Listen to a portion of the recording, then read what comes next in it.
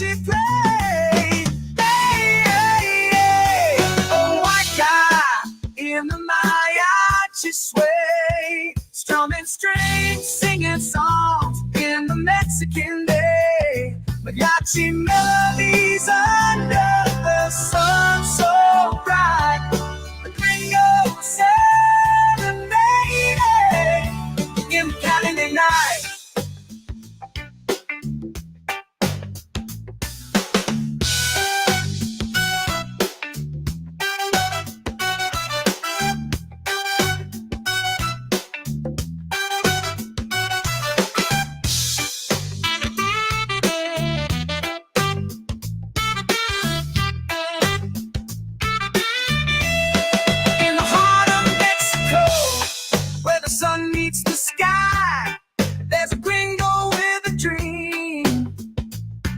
My boots and sombrero, trying to find my way in the land of tequila, where the mariachi plays. Hey, hey, hey, a white guy in the mariachi sway.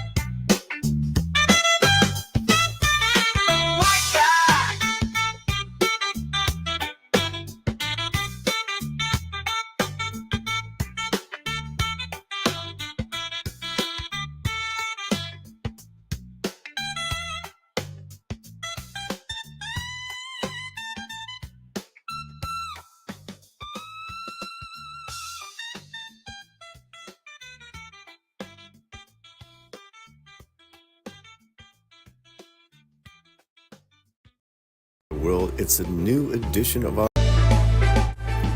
Bienvenidos mi gente and everyone across the world. It's a new edition of our live show, The Week. This week we have the incomparable, the renowned writer-producer Kamran Pasha and his new project, The Well of Babylon. We're going to talk cast, we're going to talk story, and so much more, so buckle up. Let's vamonos. Let's go, go, go, go, go, go.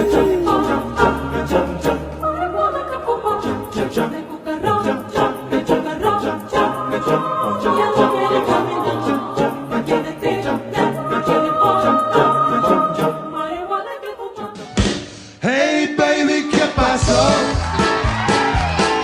Thought I was your only vato. Hey baby, ¿qué pasó? Won't you give me a number? Mi esposa ya se fue a Tamaulipas y por eso lloro. Oye baby, ¿qué pasó? I thought I was your only vato.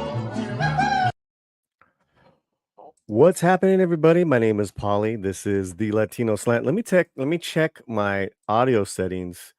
And okay, the microphone is good. Now the sound is great. What's happening, everybody? Hopefully the connection is pretty decent for you guys.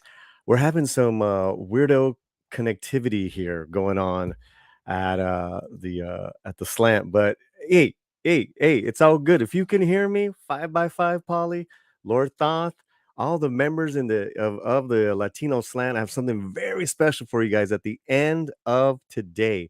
The end of today, all the members need to stick around. I got something muy cool. Muy cool. It ain't a party without Mexican Iron Man. Well, he's traveling, so we're trying to get him on here. He's invited. Where are you, Mexican Iron Man? Me and Cameron are just dying to see ya. More Megan wants to know, Cameron, will be any belly dancing in your project? Gotta have belly dancing. Hi, can't wait.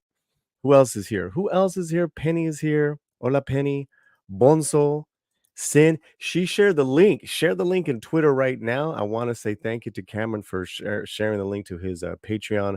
And if you're coming on by here via his Patreon, bienvenidos, welcome. Willie the Monkey King's music está aquí, aquí estamos también, which we love. And good.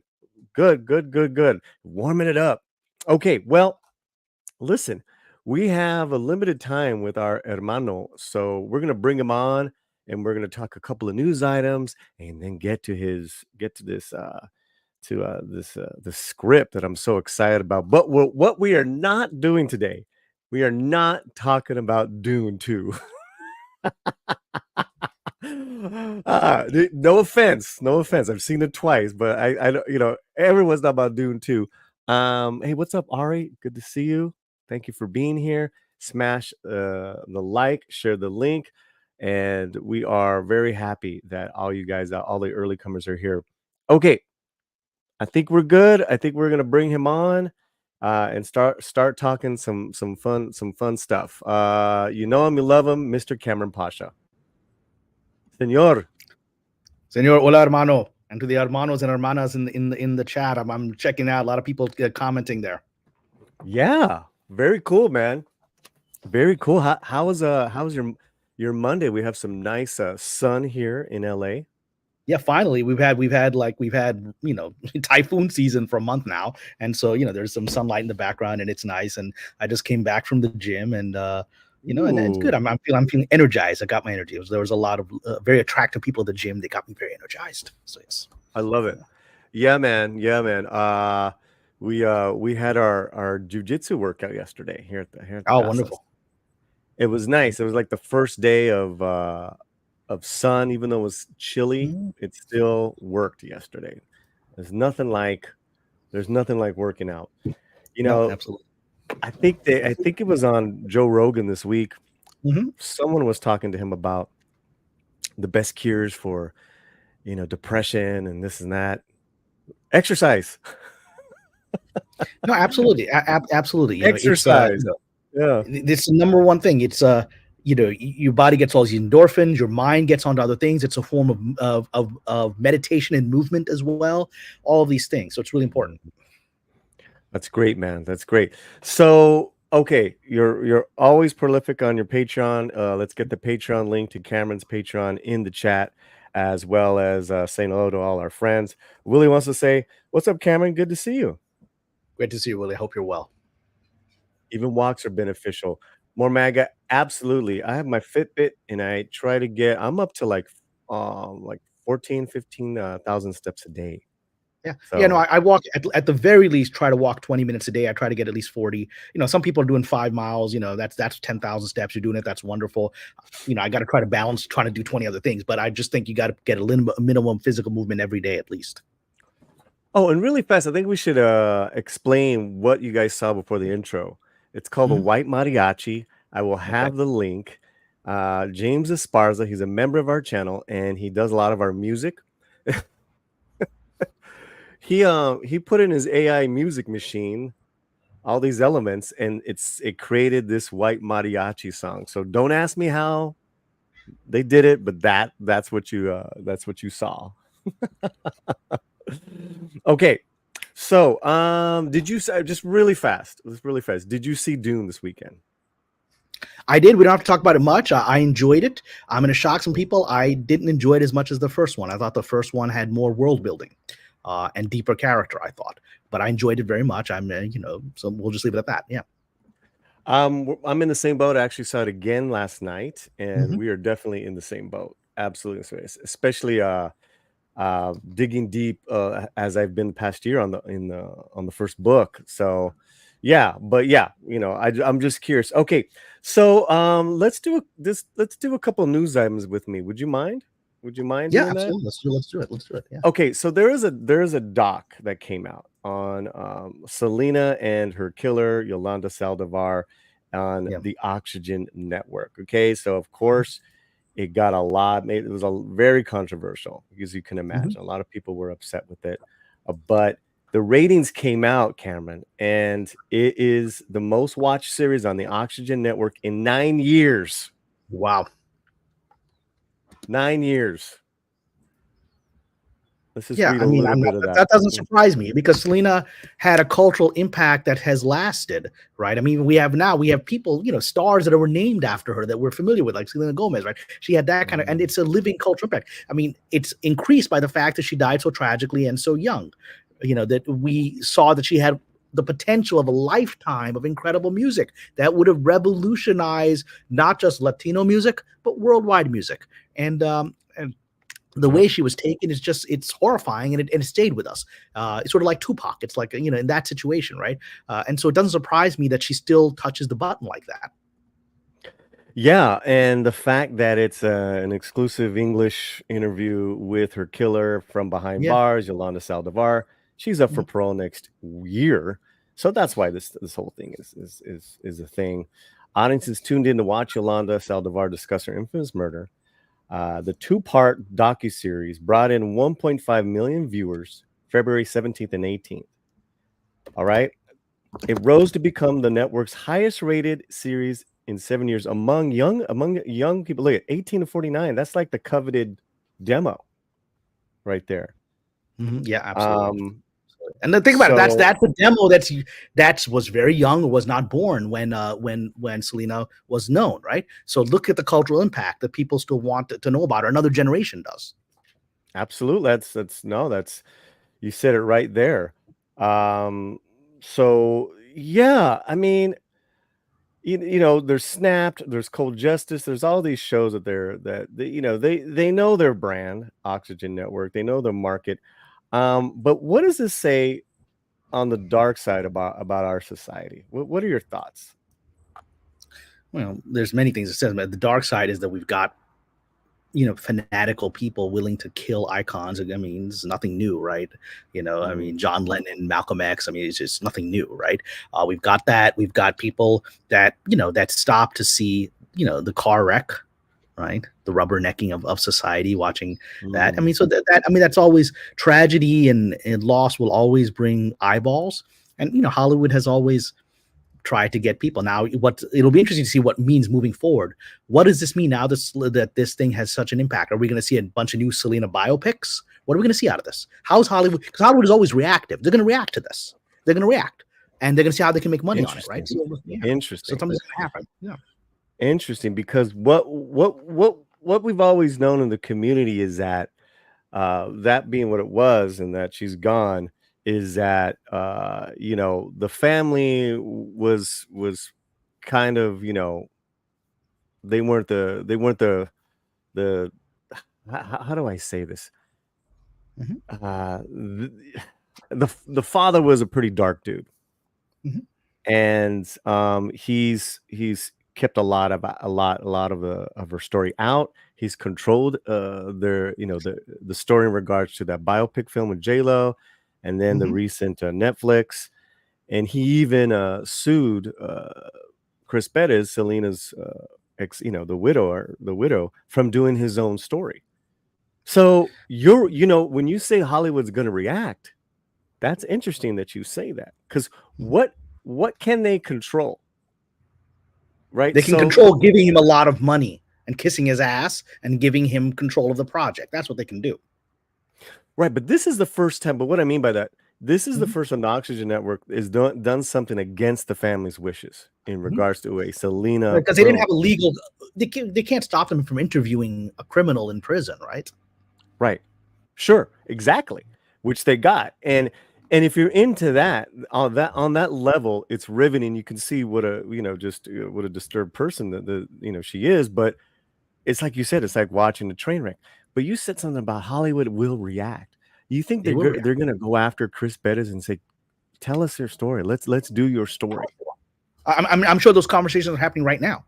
At least people are having the conversation to approach him, right? Whether anyone's Right. approached Chris or not, I don't know. But that conversation is happening right now. Lawyers get involved. There's multiple producers talking to compete with each other, because there's people whose entire job is to look at ratings figures, and they see this. And remember, this town is Yes, this town is a bunch of racists, and in their racism, they realize their next money-making thing is Latinos. They don't give a crap about Latinos. They just see them as money-making, but that's the power, right? So, Latinos, we want that audience. We're going to talk about that today with my script, right? But Latinos, we want that audience, right? And so they don't care about Selena. They don't care about her cultural impact. They care about the fact that Latinos are paying, will pay money to get more information on her. Right, right. They see, like you said, they saw the numbers. I mean, those are staggering numbers. Best numbers in 9 years. You know, something is going to happen. Whether it's, I would think that the more salacious, the better, right? I mean, the whole thing that came out was that, back with this story, is that the affair was proven to be right. Right. At first, the doctor that she had a supposed affair with said that Yolanda was lying. She's crazy. She killed Selena. Then 10 years later, he said, yeah, we did have an affair. We were in love. So that's now in the doc. Now you got sex in it. Now you got sex in it, right? So yeah, sex and death. Yeah. That sells in Hollywood. Amazing. Now you said something about you said something about Hollywood being racist. It is. And Hollywood being not caring about the Latino community. Correct. It does not. They know the numbers, and they know the movie going audience. Do you think that because of that, these other Latino films the past year have suffered so much because they don't like, just because lack of promoting it, lack of understanding. And then maybe it's not really like is there a particular agenda that Latino wants to have, Hollywood wants to have with these films, or they want to control Latinos. They want to control Latinos. Perfect example. Go back to the issue of we talked about on video a few weeks ago. The Melissa Barrera, right? They're happy to make money off of her on horror films, on Scream, whatever. They weren't happy when they couldn't control her mouth. They're still not happy about that, right? Okay, and they're not happy that they can't control Jenna Ortega. They're just scared of her. I mean, she was out saying, making political comments, but at least before these events of October, right? She was saying that, but nobody stopped her because they were making money on her, and they thought it's just a young kid talking. But now, there's violence, there's war, there's horrible things happening. So they want to control who says what about that. So I think, I actually think Barrera triggered something, and I will tell you this. I'm going to say something that I don't think people could verbalize out loud. It's in their subconscious, because I've been dealing 23 years now of this industry, and all of its racism, its bigotries, its pathologies, and they're all cloaked to themselves. They all think they're righteous people. They all think they're progressives, and they're DEI guy. They all think that, right? But you talk to them and you realize their own words reveal that they don't actually share these values that they tell themselves they do. So this whole thing has triggered a fear. Melissa Barrera triggered a subconscious fear of this community that they don't really understand, right? They presumed that Latinos would be sympathetic to their narrative about the Middle East. But that's because they don't understand Latino culture has had a long, complex history with the Middle East. Spain was Muslim for 800 years. Right? It is still embedded into the culture. Even if it's a very Catholic culture, it's still there. The name Guzman is Ottoman. That's an Arabic name. It's still there, right? It's within the DNA of the culture. And in the last century, Latino cultures felt very empathetic towards Palestinians because they saw it in their minds. They said, this feels a lot like the conquistadores, right? That feels a lot like what's happening. We went through something like this. But that's not something Hollywood was aware of. They're not even aware of the empathies that this whole area that they want to make money from had for an area that Hollywood has a lot of fear of or detests and has political agendas about, right? They didn't understand those connections. Barrera revealed those connections. The fact that they had, the fact that so many fans came out in support of her, to the point that the rumor is that Skydance tried to reconcile with her. I'm sure it did, right? But I'm sure they were shocked by that. And so now I think they're nervous about the Latino market because they don't understand it. Because they don't care about its values. They don't care about its cultures. Remember, these are the people that tried to ram Latinx down everyone's throat for 10 years without any awareness of the reaction, without any awareness. Now they're trying to ram Latin E in, right? And they're still And you're like, well, my Latino assistant, my Latinx assistant, Latin assistant thinks it's great. Well, what are your Latin assistant gonna say to you, boss? She's gonna say, boss, I think that's racist. They're gonna get fired. This entire, all the Latinx of Hollywood just support it largely because why make waves with the boss? But outside the general community, there's a feeling that this is cultural colonialism. And Hollywood was completely oblivious to this. It's only in the last year begun waking up to maybe this community doesn't like it. And maybe my assistant was just telling me what I wanted to hear, was just shining me, right? They're like, and so now if their assistant, who was supposed to be angle in to the Latino community, is not telling them what's really going on, they don't know this community. And yet it's making them money. So they're scared. That may be the subconscious thing of how they're not properly paying attention to Latino stars in the last few months. It seems to be right around fall that you notice this change in their behavior, right? Right around October, right around Melissa Barrera. I think they're connected. Wow, Cameron. I mean, you covered a lot in a short amount of time, but I will say that the Chicano, the Mexican American, the Mexican movements of people, they are very, very connected to resistance. It's in our history. Anything that they see as imperialism, they fight it. It's in our history for hundreds of years, and we're not a new people, which is very interesting. So it only makes sense that there's a big demo that does have a connection with the people of Palestine, and there's nothing wrong with that. You can have a connection with the people and still address the all the other complicated issues, all that other stuff. But remember, they're used to this thing. They're used to American culture, which has no empathy at all, at least in the previous generations, for that community. So they're used to putting whatever they want, garbage in movies, the Arab terrorists, and there being no resistance. They're used to it. They're not used to a large portion of their audience being sympathetic to this community. They don't know what to do. Or any discourse, Cameron, where people like you and me bring up, hey, but what about this? But then we're the ones being called, oh, you're just being too sensitive. You're just being woke, Polly. Come on, have a sense of humor. I'm like, I got a sense of humor, but that shit was never funny, or that shit was fucked up. And the thing is this, again, we've had this conversation. Well, we talk broadly now we talk about Hollywood's racism. I mean, there's a lot of this insensitivity and racism on the right, and certainly in the commentator community, in the YouTube community, right? Where there's a lot of, they bifurcate things in ways that are not real. For example, we saw that during Melissa Barrera. Melissa Barrera, you and I have talked about it.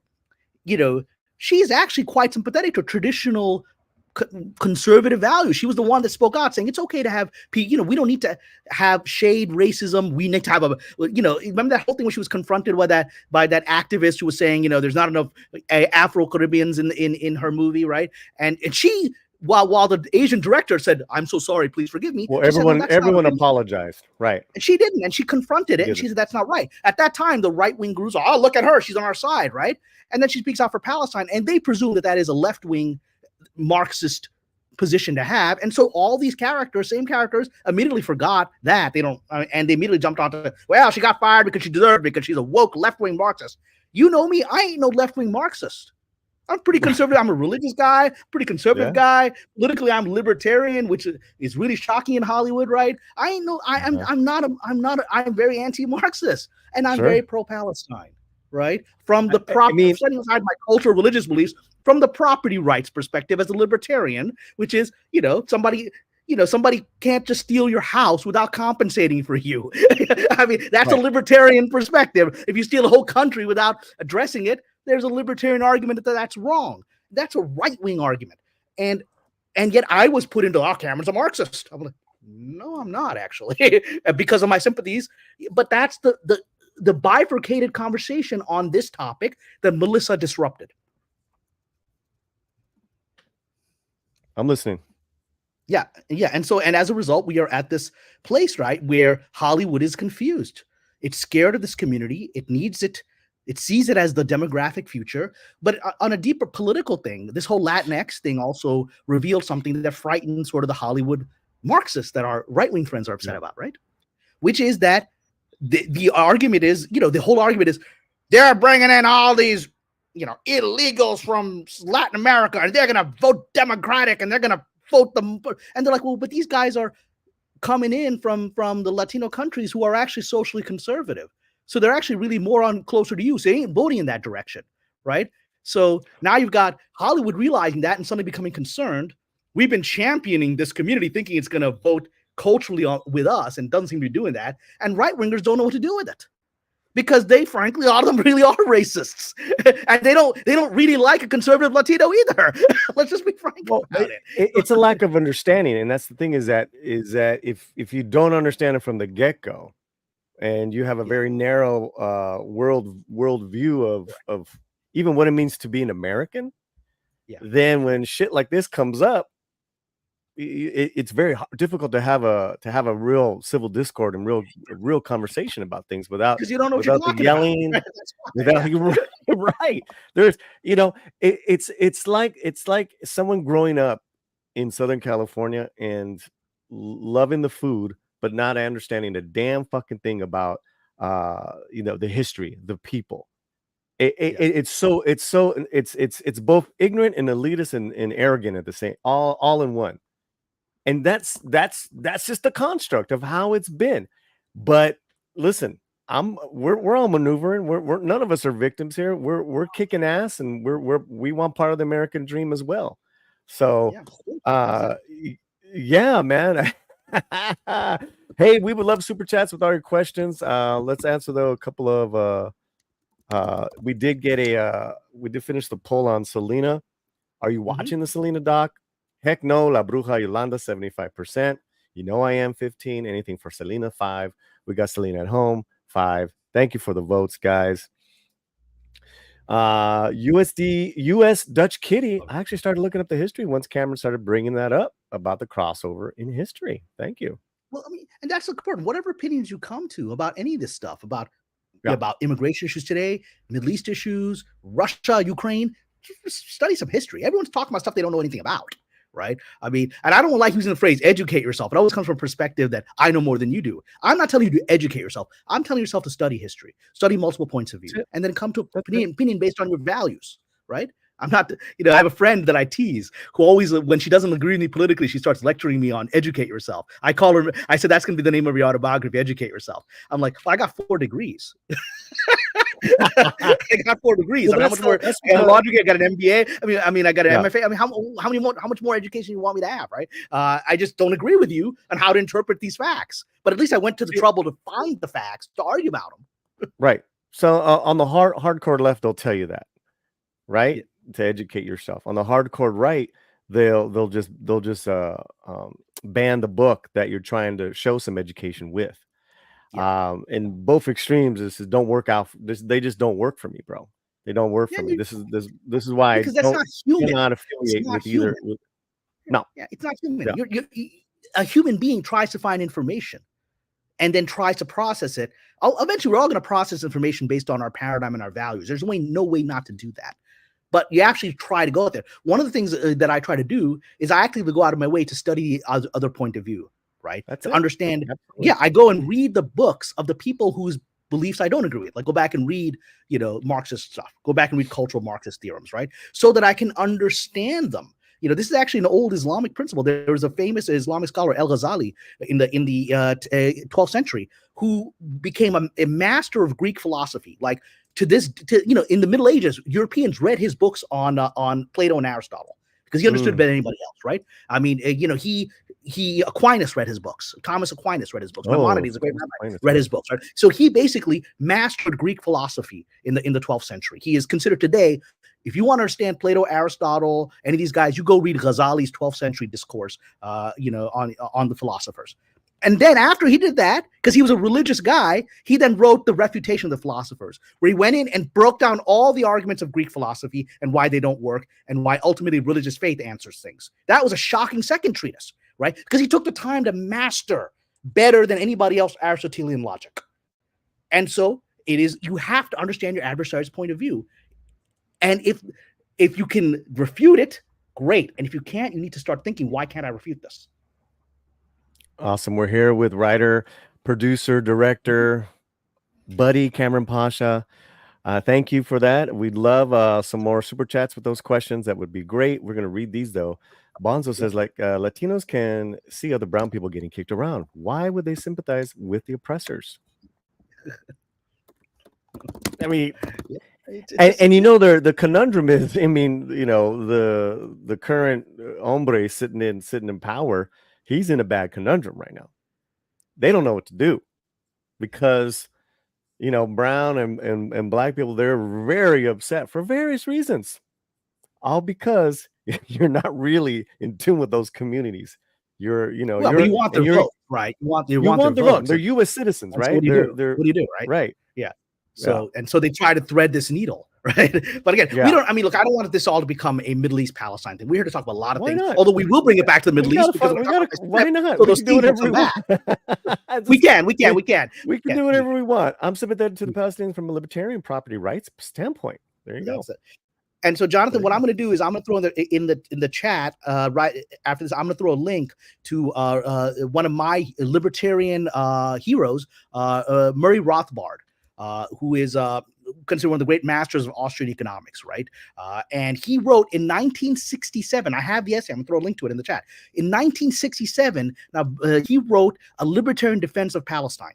In 67, and he is a Bronx Jew. Like, I'm a Brooklyn Pakistani. He's a Bronx Jew. In 1967, he wrote A Libertarian Defense of Palestine, and he was actually against Ayn Rand, who was very anti-Palestinian. He thought she was a fraud, right? And so I'm just going to throw that link in there. Again, you don't have to agree with it, but it is a libertarian argument that one of the masters of libertarianism, who is Jewish, made in 1967. I'm going to throw that link.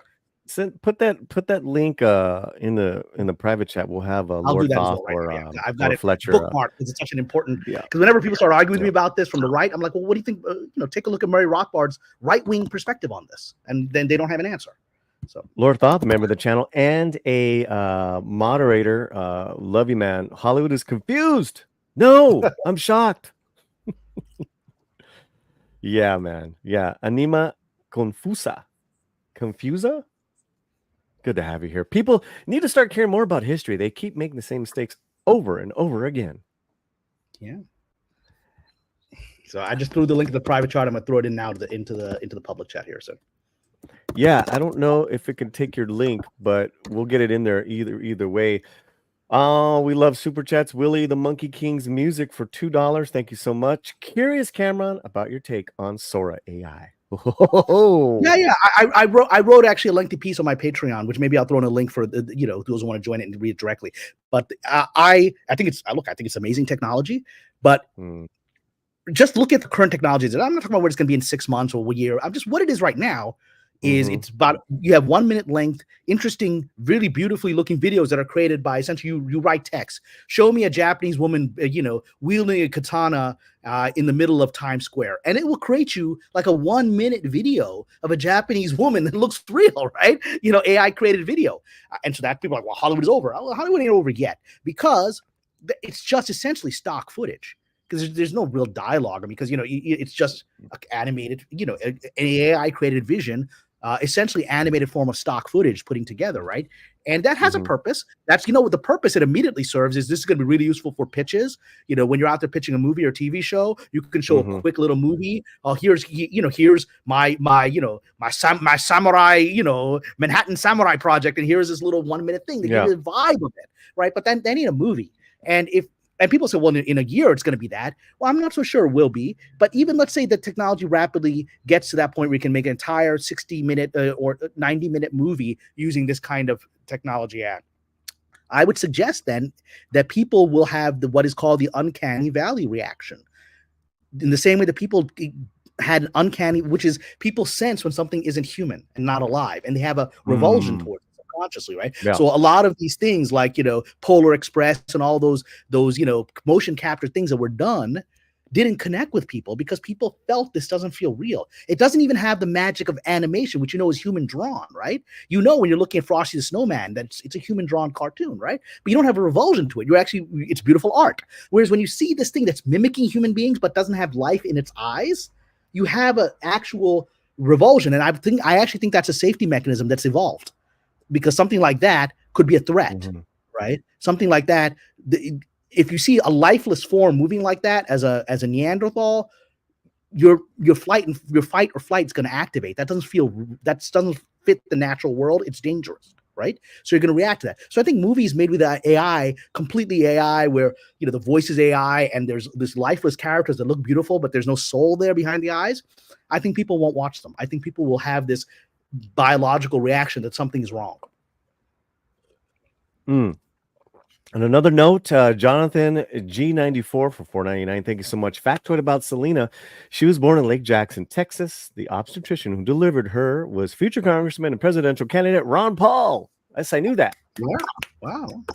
And Ron Paul is in my politics. Ron Paul is the closest to my political views. His son and I disagree on things. Rand, whereas Ron, I think, is has the most integrity of all of them. And everything he predicted happened. Every single thing he predicted happened. That speaks for itself, right? So yeah. Ron Paul's libertarian. At least one doesn't have to like his positions, but they're always from a place of integrity, of an idea of how to do it, how to live, how to make the world work. They're never from a place of like, this is what I'm going to make this story up to achieve my objectives. That's not how he works. Well, thank you for those super chats. We appreciate it. Here's a little Mexican Iron Man for you.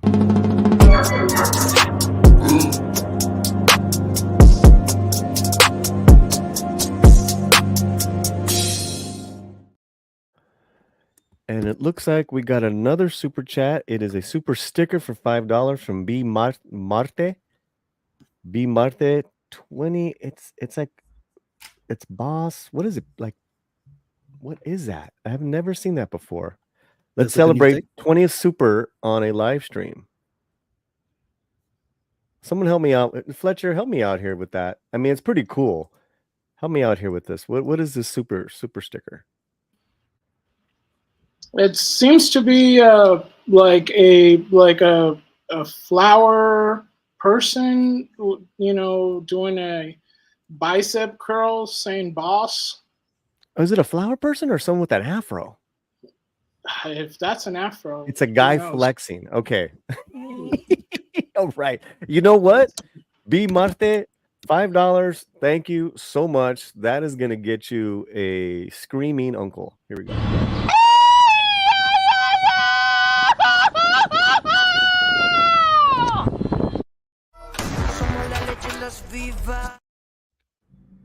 Awesome. Let's do one more on Selena. Who profits from this docuseries? Doesn't the Son of Sam law apply to all states? Who would profit from this? Well, I don't think Selena's killer's not. The Son of Sam law is that Sam can't profit from it, right? So I don't think Selena's killer. But the Saldivar family's in this. Are they getting paid to be in it? I mean, they had to have gotten paid. I'm sure they got paid something. And, are they as a family responsible for all of this? I mean, that's the question, right? I mean, it's all about not allowing killers who are responsible for someone's death to profit from it. Is everybody related to all of this responsible? I don't know that that's an argument.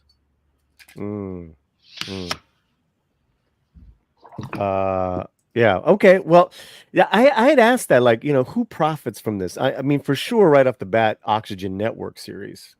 The networks profit because absolutely, the ads that they sold, the revenue, all that, the ratings, then it just trickles down to whatever the deal was that the Oxygen channel and that production company had. So and the production company is probably going to be doing very well for a few years. So do I need glasses? I have glasses, but I need to wear them all the time. Well, what I have is, I have these, and I think you have them as well. They're the blue reflectors because I found that it's affecting my sleep patterns. Right, I'm working late at night. The blue reflectors are these glasses. What they do is, they primarily reflect blue light that's why I'm wearing them on the computer. Right, so it allows me to not screw up my circadian rhythms and all that stuff. Great. Okay, so where are we, Fletcher? And we'll let Fletcher go. So we covered the Selena doc, and you were gonna mention Damien Chazelle, I believe. Yes, because our man Kamran, being prolific as ever, brought up Chazelle's latest thing here, and I brought up the story, Kamran. I'll put a link to the chat as well. So yeah. Damien Chazelle admits the failure of Babylon may hamper future projects. Why is that important? We'll go over the particulars of this story, but off the bat, you said in your Patreon, Cameron, this is important for one main reason, is that this director admitted he was wrong. Well, he admitted he failed. I don't know that he admitted he was creatively wrong, but he admitted that he failed. And more importantly, he admitted that he damaged his career, right? So, he didn't come out and say it's unfair and screw you and unjust. He didn't say that. He said, I did this. I made this movie. It didn't work. And now no one's going to give me the kind of money they used to give me. That's a huge admission for an A-list director. This guy, Damien Chazelle, as I wrote on my Patreon, is one of my favorite current living directors. I loved La La Land. Not everybody did, but I loved it. And then First Man, his movie on Neil Armstrong, I'm obsessed with it. That's one of my top 5 movies of all time, right? I've watched it 6 times, including in IMAX, right? I'm obsessed with that movie. I think it's so many layers and so such incredible performances and so much wonder about Armstrong's life and the moon landing that it's one of the greatest movies I've ever seen personally. And yet he comes out with Babylon, which is one of the worst movies I've ever seen. And as I say that as someone who loves old Hollywood, I love old Hollywood, and I understand old Hollywood was crazy. He wanted to show that it's called Babylon. It was called Babylon. It was like sex. I mean, we think of Hollywood crazy today. Hollywood in the silent film era, I mean, they did whatever the hell they wanted. I mean, they controlled the cops. They murder, mayhem, everything. It was all there, right? And they showed the problem with that movie is that he didn't have a narrative run through. La La Land had a narrative run through, had a narrative see through, and spine. So did First Man. Whereas this one was all over the place because he seemed just more obsessed with showing how crazy the world was rather than following one person's point of view. Like Margot Robbie's incredible in there, but she's one character. Brad Pitt is incredible in there, but he's one character, and their stories go all over the place. We needed to follow one person, and we didn't. And none of their stories are fulfilling as a result, in my opinion. Let's get back to this article. Yeah, this article really quick, where Chazelle says, certainly in financial terms, Babylon didn't work at all. You try not to have that affect what you're doing creatively, but at some level, it can't help but affect it. But maybe that's okay. I have a very mixed mind about it. Who knows? Maybe I won't be able to get this one made. I have no idea. We'll have to wait and see. So he's waiting to see about his next project. Yeah, this guy who has this is one of the great directors of the last 10 years, man. Yeah. But the thing is, he's going publicly and saying that. Yeah, he has the humility. I will give him that. He has the humility to publicly say that, and that shows something. That shows that he loves the art and the craft and the business of filmmaking, and he knows he screwed up, and he's actually almost telling the world, "Yeah, I love the world." Yeah, I've been head in the sand. I've been sort of busy writing, so I'll get a real taste of how it's changed or not since Babylon. Once I get to finish this script and try to actually get it made, I'm sort of a trepidatious state of mind. I have no illusions. I won't get a budget of Babylon size anytime soon, nor at least not on this next one. Do you have any idea what this next one is? I don't. I don't know that he's put any hints out. I only hope that he's really spending his time writing, because that was the problem for me of Babylon, is that there's no script, right? Whereas his other successful movies had tight scripts, so I would urge him to actually write, and I think he will, because I think he's been humbled by this. So look, he had so many hits at a very young age. He was in his 20s when he started becoming really big, and Whiplash. Whiplash. I mean, Whiplash. People love Whiplash, and and he almost won the Best Picture. I mean, he thought he won La La Land. That was a little incident where La La Land was incorrectly announced. Moonlight.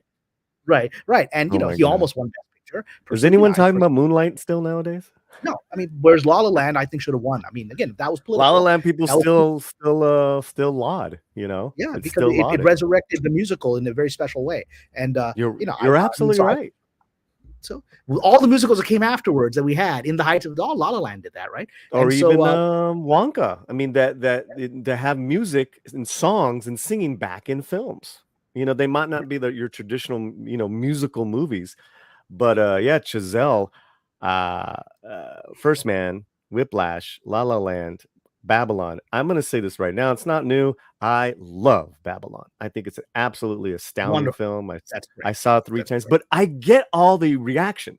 I actually don't disagree with you guys, but I loved all You that loved it Mad for those Genius reasons. stuff. You Well, loved I it for loved those Mad, reasons. yeah, and it was Mad Genius, and it was a love hate letter about Hollywood.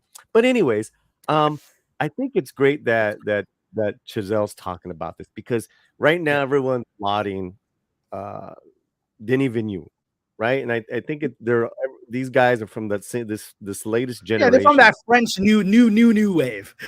So, that's what, the post new wave. The poser new wave. Some of it's poser. No, Look, I no. mean, some of it, but no, but you know, look, I think both of those guys have the goods. You know, I think a comment that Villeneuve made that sided me a little bit, which is I think one of the problems, in my opinion, of this Dune 2, is he said very proudly that, oh, I don't really like writing. You know, I think a movie should be about dialogue. Yeah. I'm like, yeah, I don't think that's a mistake there, buddy. I think that's a Yeah. mistake. You know, and a lot of directors say that, you know, or at least they have that opinion. Do you know why? Do you know why that opinion? Because I work with directors like that. It's because they can't write and they resent it. They resent it. It makes them feel powerless that there's a screenwriter that can do something that they can't do. And as a result, they won't allow them on the set. I've been in that situation where I worked on a project where the moment the director got the script for me, he was holding casting sessions and never included me there. And they would question the director on even Michelle Rodriguez actually came to one of these casting sessions for one of my scripts. And afterwards, the producer told me, yeah, Michelle had all these questions about the script and the director couldn't answer any of them. Right. But he didn't want me there. Right. Because it's embarrassing to him. Because it's his movie, he's the auteur, and I think Villeneuve, you know, brilliant filmmaker as he is, that shows a level of, you know, he's got to get past that. He's got to get past that, and he'll be better.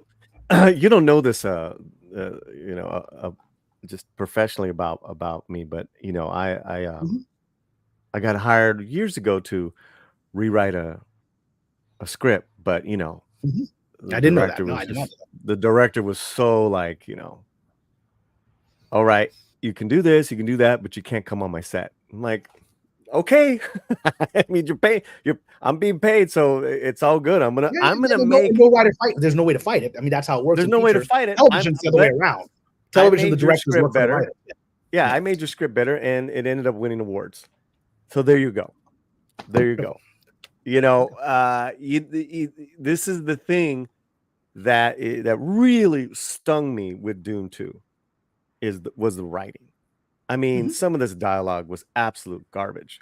Well, and it's interesting that he felt the need to say that just before the movie came out, because I think he's probably got feedback like that. So he's almost like defending himself. Of course he did. Of course he did. Because why would you make a comment like that? Right when the movie's about to come out? Oh, people were telling you, dude, they saw the early cut, like, but buddy, you know, you could have done better with this. The writing doesn't work. Well, I don't need writers. I'm a genius. Okay. Yep. Right. Yeah. Yeah, man. But you know that I'm so glad you brought that up. Just so far as like how directors don't want writers around, or you know, on the set, or I don't know what. I mean, Kamran is on point with this. Is absolutely on point. But yeah, it's good to see Chazelle's humility. Yeah, I respect that. You know, like I said, he remains one of my favorite filmmakers. I'm gonna go watch First Man again because I'm gonna watch La La Land again. Yeah. I love how you said that Margot Robbie looks better in person, huh? Oh yeah, so the reason I saw when I first saw Babylon, it was actually a special screening just before it was released to the public. You know, and I got in. You know, industry couldn't blah connections, and I posted some pictures of that on my Patreon because you know I got in and it's a small screening, and suddenly out comes Damien Chazelle, out comes Brad Pitt, out comes Margot Robbie, out comes Tobey Maguire, right? I'm like, what? So I start taking pictures. I'm like up in front row taking pictures of Margot Robbie like 5 feet away from me, right? And you know, you know, they gave a lot of interesting insight, but you know, I was very distracted because Margot Robbie is even more attractive in real life, if you can actually imagine that. It's like an ethereal, non-human beauty, and she seemed incredibly friendly. Like people were coming up to her. And she was being very gracious and polite to them. Didn't have the vibe the stars sometimes have of like, you know, keep back away from me, right? She was like engaging people, and she had this most genuine smile when she saw her fans in this audience, right? So I was like, you know, God damn you, the random nobody who married her, because he's a total random nobody. God damn you. Good for him. Well, you know what their production company is called. Margot Robbie's production company is called Lucky Chap. Lucky Chap Productions, Oh, because you know people funny. always tell this guy, "Oh, you're a lucky chap, you married her, right?" Because he's British. Well, That's you what the know, phrasing. Like, I mean, he was an assistant director on one of her early films, right? He wasn't famous. He's still not famous. He wasn't yeah, the he was an AD. He yeah, was an AD. He was a camera guy. Whatever. love He it. was that guy, and she loved it, and she fell in love with him. And But you know what? yeah, I know a lot of I know a few actress friends.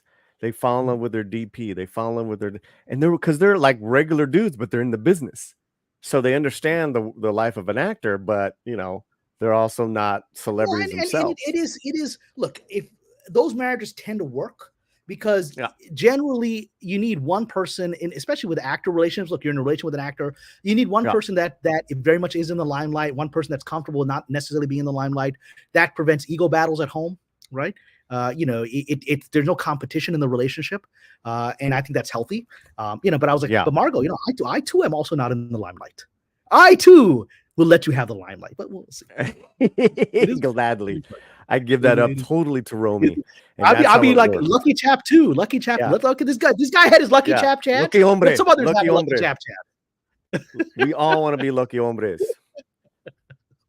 You know, and you know, yeah, it works out like that. It's great when it works out like that because I totally understand everything that Romy's going through, but I'm not Mhm. going through it. Yeah, You and know, then you can be empathetic, and there's no competition. mhm. You know, look, what is that famous moment where what was his face? Who was married to Legally Blonde? You know, Reese Witherspoon. Remember, handsome dude married to Reese Witherspoon, the actor. Reese Witherspoon.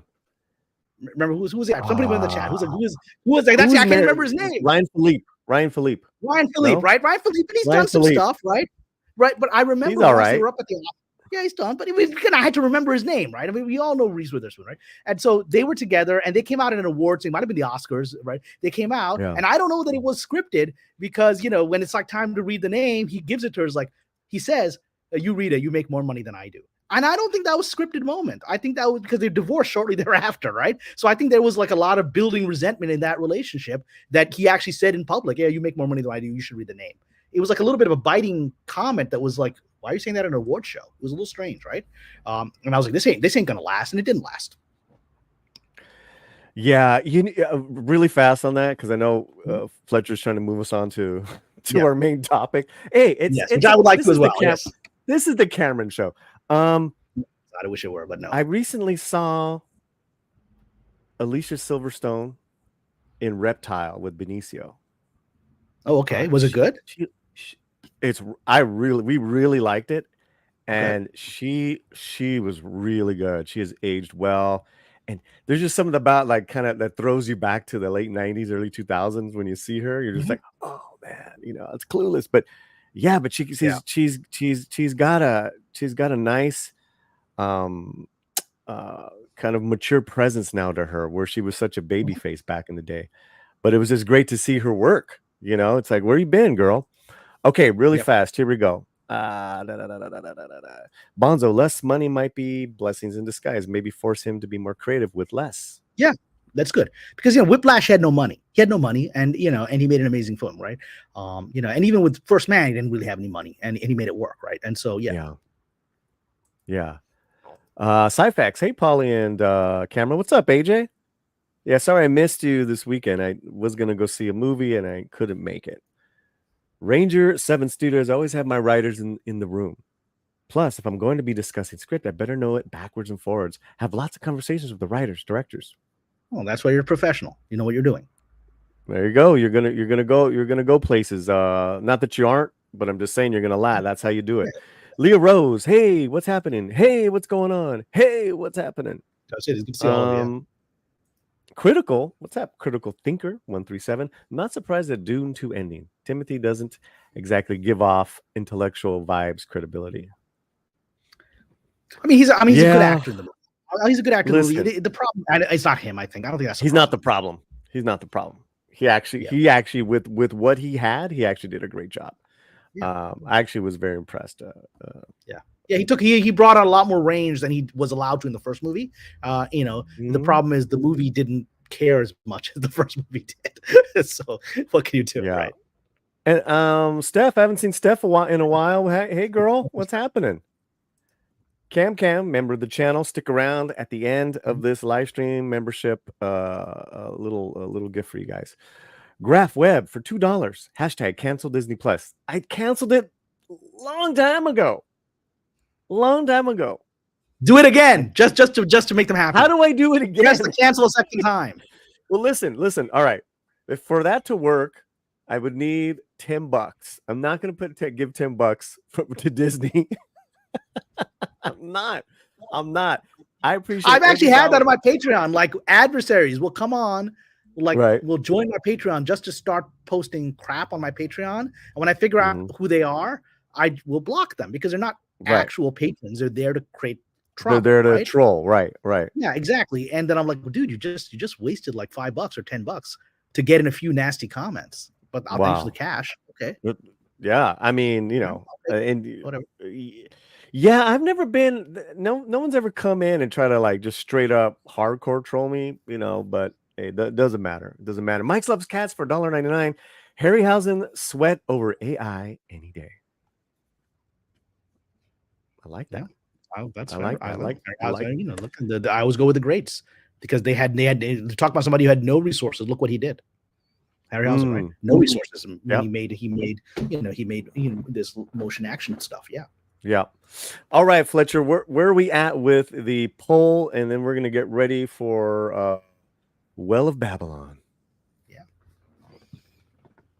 Let's see. The last on the poll was number 1, indie creators. What is the future of Hollywood? So indie creators was with 24%. Number 2, leading right now is AI. Skynet was right. Number 3 is studios will pivot with 27%, and with 20% foreign movies, which I was surprised. I thought foreign movies would probably get more play, but I think everybody's thinking the Skynet's going to get us. Oh yeah, I see that. It's kind of it's pretty much even all 4 of these choices. Yeah. Except for foreign films. But even to 20% is pretty decent. Yeah. I mean, but look at it. Go ahead. Sorry. Go ahead, Cameron. No, I'm sorry. Go ahead. So I was saying the great thing. Keep interrupting. I'm gonna shut up. All right. I have always watched foreign films, so it's nothing new to me. That's all I was gonna say, Cameron. Well, but the good thing is our culture now, especially because we can complain about Netflix, but a lot of good things it did was Netflix opened up a lot of, other language stories. People are like, this Swedish show is great, this Turkish show is great, right? And Korean shows become huge now because of that. Everything. And now it's filtering into the Hollywood because I've been watching Shogun, which I've been blown away by. I've been utterly blown away by it. I mean, I think it's the best TV show I've seen in years. It's what Game of Thrones wanted to be. And, again, this is nothing new. Shogun is a 1970s novel that became a 1980s miniseries, which was then revolutionary in those days, right? But that's 40 years ago. That's a couple of generations, right? I was a kid when Shogun came on with Richard Chamberlain, I believe, right? He was doing all those movies. And Thornburg, he was the big guy in the early 80s, right? And then, but this is incredible filmmaking. This is, and maybe this will allow us to transition in talking about my script, but this is the kind of filmmaking that I came to Hollywood to do, right? This is pure epic stuff, visually stunning, but the performances are incredible. The Japanese actors, you can't get your eyes off of them, right? Yes, it's a subtitle, whatever, but this is some of the best performances you're ever going to see, and really brings alive what Japan was like in the 1500s, right? I'm looking forward to episode 3. I mean, I'm hooked. We saw episode 1 and we really liked it. We know it was like a lot of like planting a lot of seeds. Yeah. It was 2 gets very intense. 2 is a big for having to read so much, and it was being late. We watched it late at night. We still were like, wow, it's pretty good. So we want to see the second one as well. But yeah, it's worth it. The second one really ramps it up, the action of it. Yeah. And people are really enjoying it. Yeah. It's getting a lot of, it's one of those things where people in the fandom, different people have different opinions, are agreeing on. That's always nice. Yeah. As opposed to So the now other we're opposite. talking about things why I became a filmmaker. So maybe we can Let's transition do now it. to talking about this script because this is an unusual thing. I don't think we've done anything like this. I certainly have Nope. never done anything like this before, which is to share one of my new scripts with a popular YouTuber like yourself to discuss it. It's not on. I mean, it is entering the marketplace. Like I'm getting calls and having conversations with producers about it. My agents are beginning to put it out there. Right. I already had some talks last week about it, and so but it is a project that I was like, first of all, I bothered you for like months to read it, and you did, and I told you when you read it you're gonna love it, and you did, and I was like, well, wouldn't it be interesting if we could talk about this and talk about, we don't have to, I mean, I definitely want to give away all the secrets of the script, but talk about why I made some of the choices and the fact that there's a Latina lead in this project set in the Middle East. It's a very conscious choice on my part, and that's why I thought this was the best place to talk about it. So, what is Well of Babylon? And what we're gonna do, stick around, everyone. We're gonna also have some fun and fan cast some of these characters. But just what is it first of all? What's the story? Well, so the Well of Babylon, let me first show you the background of it. So it is a story that has been in my head for 20 years, literally 20 years. The idea came to me in 2003. So it's not 21 years, I guess, right? But when I wrote it, it was this past summer, right? And so people ask, how can you write during the strike? I'm like, because there was a strike. And I was like, the strike doesn't prevent you from writing for yourself. You just can't sell anything. People literally like, when I wrote about it on my Patreon, people were like, are you in trouble for it? I was like, no. I can write a book during the strike. I can write a script. I just can't sell it to a signatory company. And the moment the strike was resolved, I can now put it out there, which is what we're doing, right? So to clarify that. But it is an idea that I've had for 20 years. It was brought to me by a spiritual teacher, a Sufi master from Turkey. Sufi, I'm a Sufi, which are Islamic mystics. And one of my Sufi teachers was a Turkish gentleman. And he told me, this was back in 2003. If you remember the Iraq War, the American invasion of Iraq, George W. Bush, happened in March of 2003, right? And so, Baghdad fell, the capital fell in about a month, and the rest of the country fell within a few weeks. And then they had insurgency, where they thought, mission accomplished. It wasn't quite accomplished, right? But so by the summer of that year, they had taken physical control of the country, had disbanded the Iraqi army, and chaos was ensuing. And so I knew it's going to get a lot uglier than people think. Mission accomplished. But then my Sufi master was talking about something. He's like, this was in the news. So we had taken Iraq, and we started building, not surprisingly, army bases inside the country to forward position our troops. Perfectly understandable when you've invaded a country, right?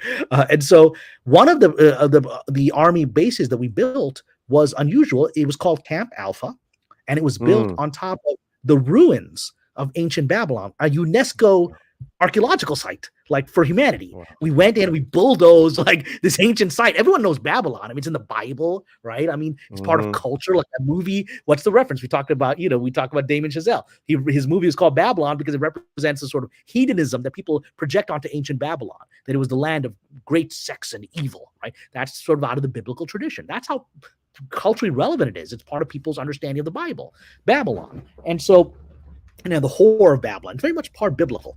And we built a base on top of it and bulldozed it. And why are we doing that, right? And UNESCO was like, what are you doing? It's like, why would you build a base here? There's a huge desert around it. Build a base outside of it and don't destroy this archaeological heritage of humanity. But they did. And part of it, we could say, well, just arrogance of a winning force in a war. Fine, but my Sufi master said, no, that's not. They're doing that on purpose. It's not about that. They're building it there because they need to control the site, because they're looking for something. They're digging for something in the ruins. I'm like, digging for what? What are you talking about? He said, oh, they're digging for the Well of Babylon, which is the name of the script I've done. Yeah. And so I was like, well, what the hell is the Well of Babylon? I wasn't familiar with this concept. And he told me, and then I researched and I realized everything was correct, that it is an old Islamic legend that comes out of the Quran, but it's also an old Jewish legend. So it's not just in Islam, it's part of Judaism, Jewish legends as well, because if you recall, in ancient Judaism, after the ancient kingdom of Judah was destroyed by the Babylonians, the Jewish leaders were all shipped into Babylon. So Jews lived in Babylon for 70, 80 years, right? And so that's a big part of biblical identity, right? And so it's part of biblical heritage, the legends of Babylon. So the legend is this, which leads to the movie. The legend, well, the Quran says in actually the second chapter, Surah Baqarah, it has a story about two angels, Harut and Marut are their names, who are sent to ancient Babylon, and they teach human beings black magic. you know, Oof. and Wow. so they always tell human beings that they offer this power to is like, we're a test. If you take this power, it's only going to bring you to damnation. But people are like, I don't care. I don't care about damnation. I want the power. And so they give it to them. But because of opening this up, sort of like a Prometheus tale, right? Because of this, and again, the Quran just tells us that much, right? That there's these angels, they taught human beings black magic in Babylon. Okay. Then Islamic legend developed on top of that and said, well, what happened to those angels? The Islamic legend was, well, God punished them for giving people the power of black magic. And he buried them. He trapped them on earth. They couldn't return to heaven. He trapped them on earth, buried them underground in a well that was sealed, the well of Babylon. And that these two angels are trapped underground. You know, essentially they're fallen angels, if you'd like, right? Demonic figures. They're trapped underground. Yeah. And if the well is ever discovered and unleashed, the world would end, right? Because they come out. All hell's going to break loose. Literally all hell's going to break loose. Literally, all hell will break loose. Exactly. And so my super master's like, that's the legendary premise. That's the background. That's the background. Right. Yeah. And my super master said it's like Raiders of the Lost Ark. The Americans know this legend, and they want, like Raiders of the Lost Ark, they want to find the well, like they want to find the Lost Ark. They want to tap its supernatural power and control it. He's like, but they don't understand. You can't control something like this. Like you can't control the Ark of the Covenant. You open it, it's going to destroy you, right? They don't understand that because they're arrogant. And he said they're looking for it, and that's why they sealed off Babylon and built a base. So I said, well, that's an idea for a movie right there. And the movie that came to me in 2003 is the movie that you read. And the core idea of it is very simple, is what if in Camp Alpha in 2003, a group of American soldiers are fighting a group of Iraqi insurgents, and they all end up trapped inside the ruins of Babylon, fighting, firefight, they're trapped, cave in, all that stuff. Yeah. And while they're down there, they have to figure out a way to get back to the surface. And while they're there, strange supernatural things are happening. Scary things are happening to them because they don't know it. They're approaching this well, which has supernatural in power. And so the energies of it are causing terrifying things to start happening to them, right? And when they realize, like they capture essentially the leader of the Iraqi insurgents underground, and he tells them that they were there to try to access the well to use its power to destroy the Americans, right?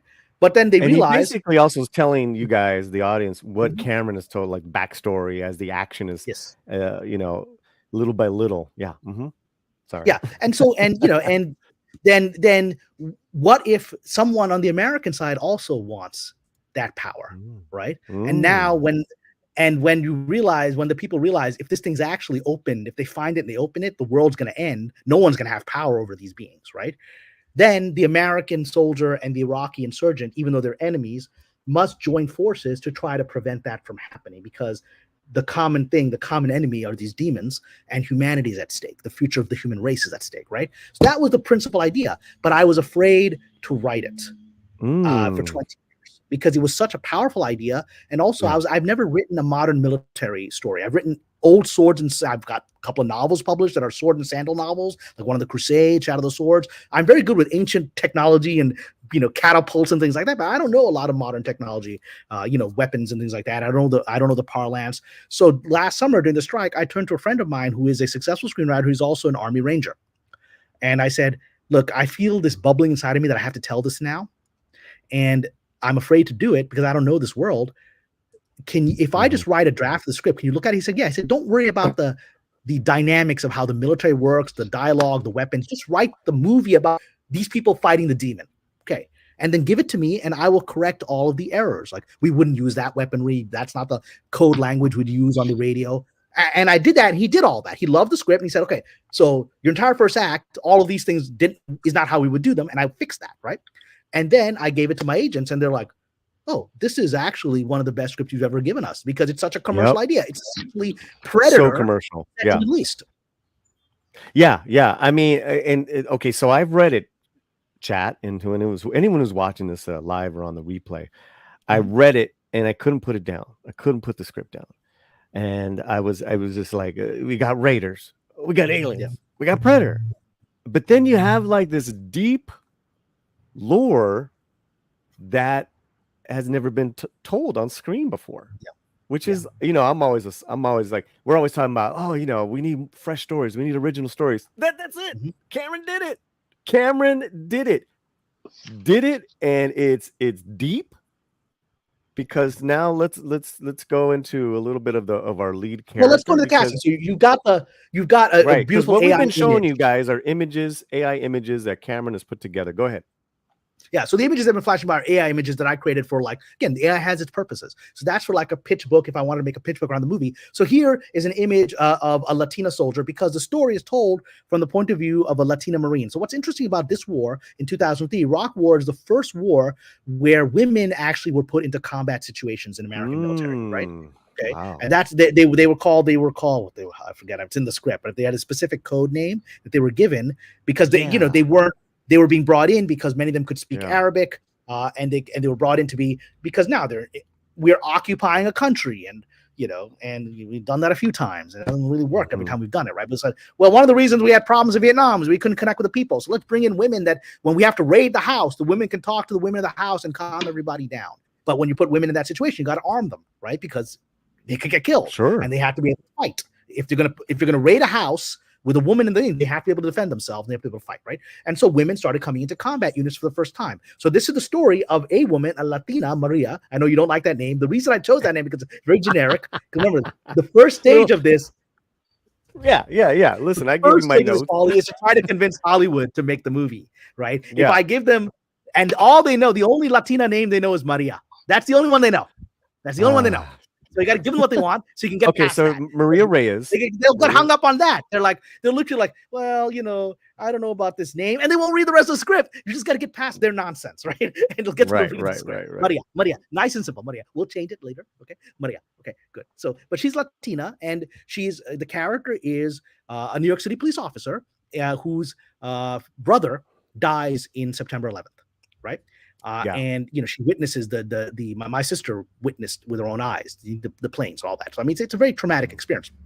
She witnessed it, and like many soldiers that joined up in the army afterwards, she wanted revenge, right? And one of the things that it's implied, I should make it clearer in the next cleanup draft, which Paul, you correct out, because she's meant to be sort of, even though she's like working class Latina woman who's a police officer, she has certain innate geniuses, like she's got an ability for language. Like my niece has ability for languages, right? She teaches herself Japanese like that, right? So this is a young woman who's like, okay, well, I'm going to use this skill. So she essentially learns Arabic very quickly, right? And she joins the Marines wanting revenge for what happened to her brother because she blames Muslims and Arabs and others for September 11th. She's very angry, and she's very angry, understandably so. She's got vengeance in her heart. Yeah, exactly. And she's kind of lost her faith. Yeah. She's kind of lost her. She's really lost her faith. And there's no Mary. Where was God? Where was God on September 11th? Right? Where was he? She literally sees her brother, killed, and that's that's how the start of the film. It's just like, whoa.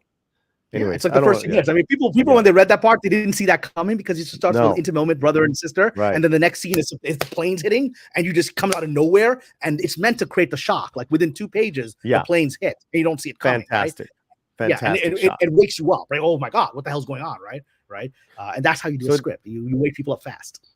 So we jumped to a couple of years, and she's already kind of like advanced in all these different areas to where she's part of a crack crew of Marines that goes in to help set up the well of Babylon, and they capture. Well, they're going in. Just as Marines doing their job. Her job is primarily interpreter translator, which is a lot of these women were, right? And then she finds herself in dangerous situations, which is what happened to these women, right? But in in Act 1, again, I don't want to reveal all the secrets of the movie, but in Act 1, they are hunting down an insurgent leader, right?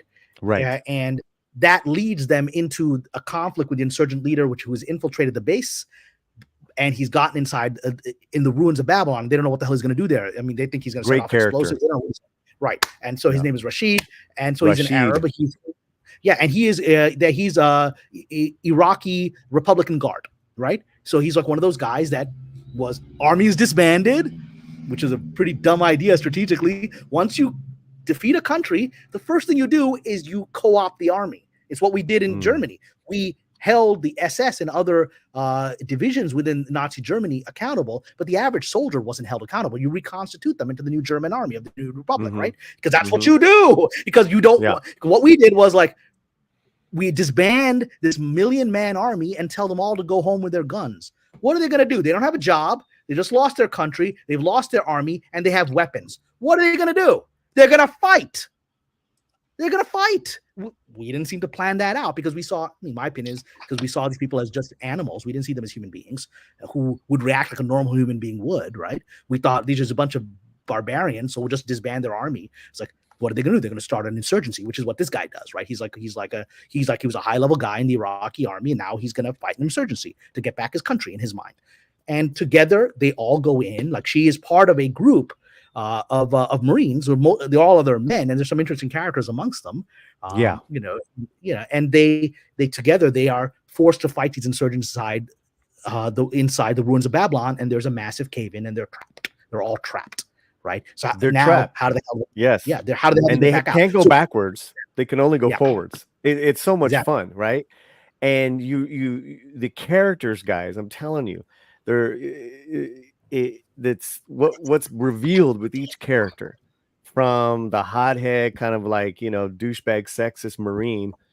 He's got some onion peels going on with, each character has got their moment, and I love it a lot as well as, but our Even the stars are stereotypical rah American jackass, right?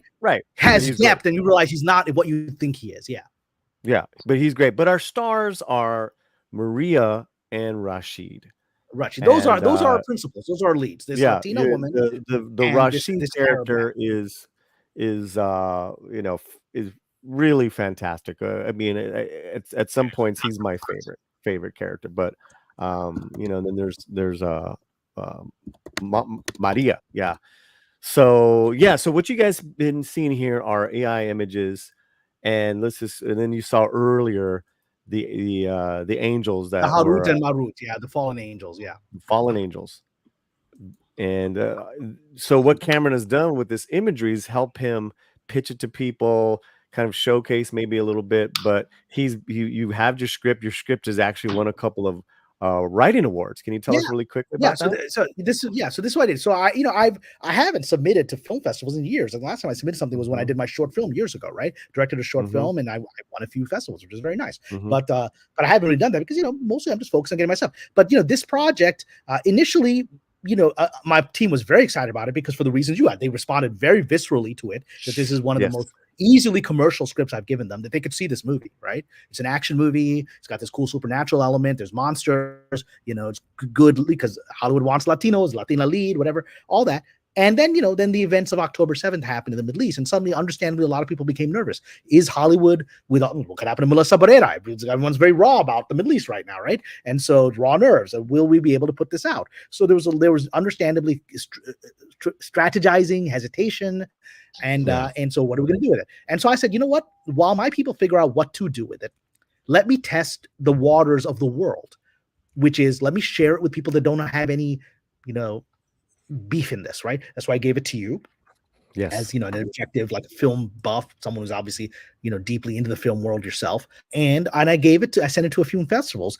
And so the very first two festivals, I won awards. One of them I won essentially runner up to the best script, right? I wish I'd won best script, but I won basically like the best script, and the number two was Kamran. Whatever, it's good, it's close enough, right? But the fact is that the script is getting, every festival it's being submitted to, it's getting some kind of accolade. Says something. It says something that the general public seems to be responding to this, right? Which is what I expected. Then you responded to it, and I really badgered you for a long time because I knew it was good. But then you read it, and you're like, okay, this was worth Kamran badgering me to read it. Yep. Yes, it is. In fact, we talked a little strategy and connecting you with a couple of people kind of in and out of the business, because I think this goes back to to when we were first talking, is that sometimes you got to go out of the Hollywood box with certain things. And you got also to connect with people that are doing the same thing that you're doing. Before Fletcher has that question, we got some comments here. Cam, please. Wow, this sounds like a great story. I didn't even know. Very interesting. Yeah, and again, it's right. It's not made up. This is a real legend that exists in two major religions. As I told you before when you first explained this idea, I'm not a horror movie fan, but your premise has me intrigued. I want to see this come to fruition. Here's some Because names. ultimately, one thing is because you read it, it isn't really again, it is a horror movie. There's monsters, but it is a character drama, and it's a character drama. And the essence of the journey is rediscovering faith after tragedy. I mean, that's what it's about. I mean, how- listen, the monsters and all that wouldn't work without the deep drama of the humans. I mean, this is not like, hey, get the humans out of the way so we can watch Godzilla. No, this is like this hits us. We got some suggestions for Maria, Marisol, we're gonna have some, Lupita, but let's hear them. Cassandra.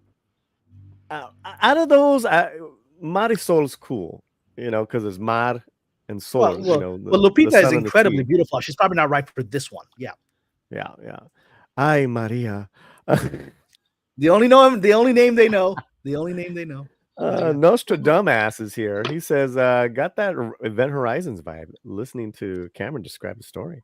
And there's a little bit of element. One of my good friends, Philip Eisner, wrote Event Horizon, which is one of the greatest horror movies ever made, right? It's essentially a haunted spaceship, right? And so there's an element of that. So, hopefully Philip won't sue me when this movie gets made. Right. Philip, you inspired me. You're my buddy. And then our friend, Stephanie Janashek, I think my husband would be interested. Well, yeah, and it is respectful of the military, right? Yeah. They got the range of it. You've got decent people like our lead and several of the other Marines. You've got the jackass who doesn't give a crap about the Iraqi life at all. And there's always that character, but even you discover is more complex than that. That's just his public appearance of being the jackass who I don't care about these people, right? So because I don't want this. This isn't a story about good Muslims versus bad Americans. That's the exact opposite of what I'm trying to share. This is a universal story. Right. It's actually multi-layered. You make your points. Everyone's got their points, and you move on. Because the thing is, there's monsters chasing us.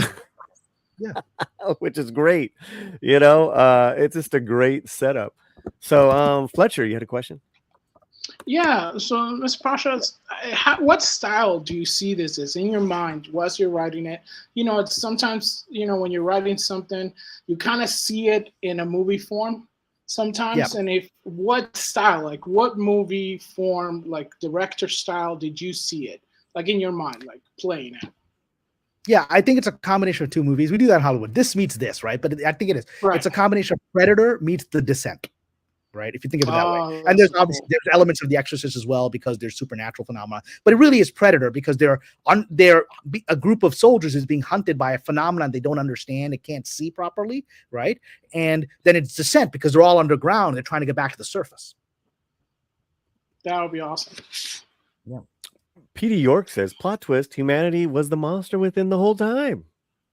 Well, that's kind of one of the lessons of the movie. You can choose to be the monster, or you can choose to be the hero, right? It's a choice. Yeah, and then going back to our lead too, it's she's incredibly lost at the beginning, right after the loss of her brother and how it was. And so she there's a lot going on with her. There's so much going on with her, which is fantastic because Hollywood doesn't know how to write complex female characters. There's like wham and power, but what we're getting is just so one-dimensional and stiff. Yeah. This is just like you blew it out of the water, bro. You blew it out of the water. Thank you. Well, a movie I would be inspired by of a complex female character is Ripley in the original Alien. Just in the original Alien, right? I mean, she's great in the second movie, but she's already become a real big badass by the second movie. In the first movie, she has to become a badass to survive the alien, right? And she still has a heart and and makes mistakes, like she goes after the cat, right? And her friends die because of that, right? I mean, she's a human being, and so that character is something that it sort of inspired me here. But yeah, it is meant to be for you to watch this and go, I empathize with her suffering, and I can see why she's angry at these people. I can see why she's angry, and I can see why she wants revenge. But can she overcome the need for revenge in order to save everybody else now? Wintrell's here for $10. Thank you so much, Wintrell. That goes a long way. We appreciate that. Could any of the events? What's that? I see he's wonderful. He's a good friend of mine. He's a wonderful member of Patreon. Cool. He's great. Cool. Could any of the events that occur in the Babylon Temple with the soldiers have an odd spiral effect of future events that are happening today? Forrest Gump-ish. Amazing idea, Cameron. Well, let's say if we made it, then the idea would be that, let's say it became, in an ideal world, number one gets made. That's the miracle number one. Miracle number two, it becomes successful. Miracle number three, it's successful enough that it spawns a franchise, right? Then, of course, the idea is that, there are other phenomenon that are related to what happened in Babylon. So this is something you can actually, I'll probably find a link in a second. But so my Sufi master told me 2 stories, one which now has been reported in the news. This has not been reported yet, that they were looking for the Well of Babylon. However, he told me another thing. He said that the Well of Babylon situation is only part of what they're doing in Iraq.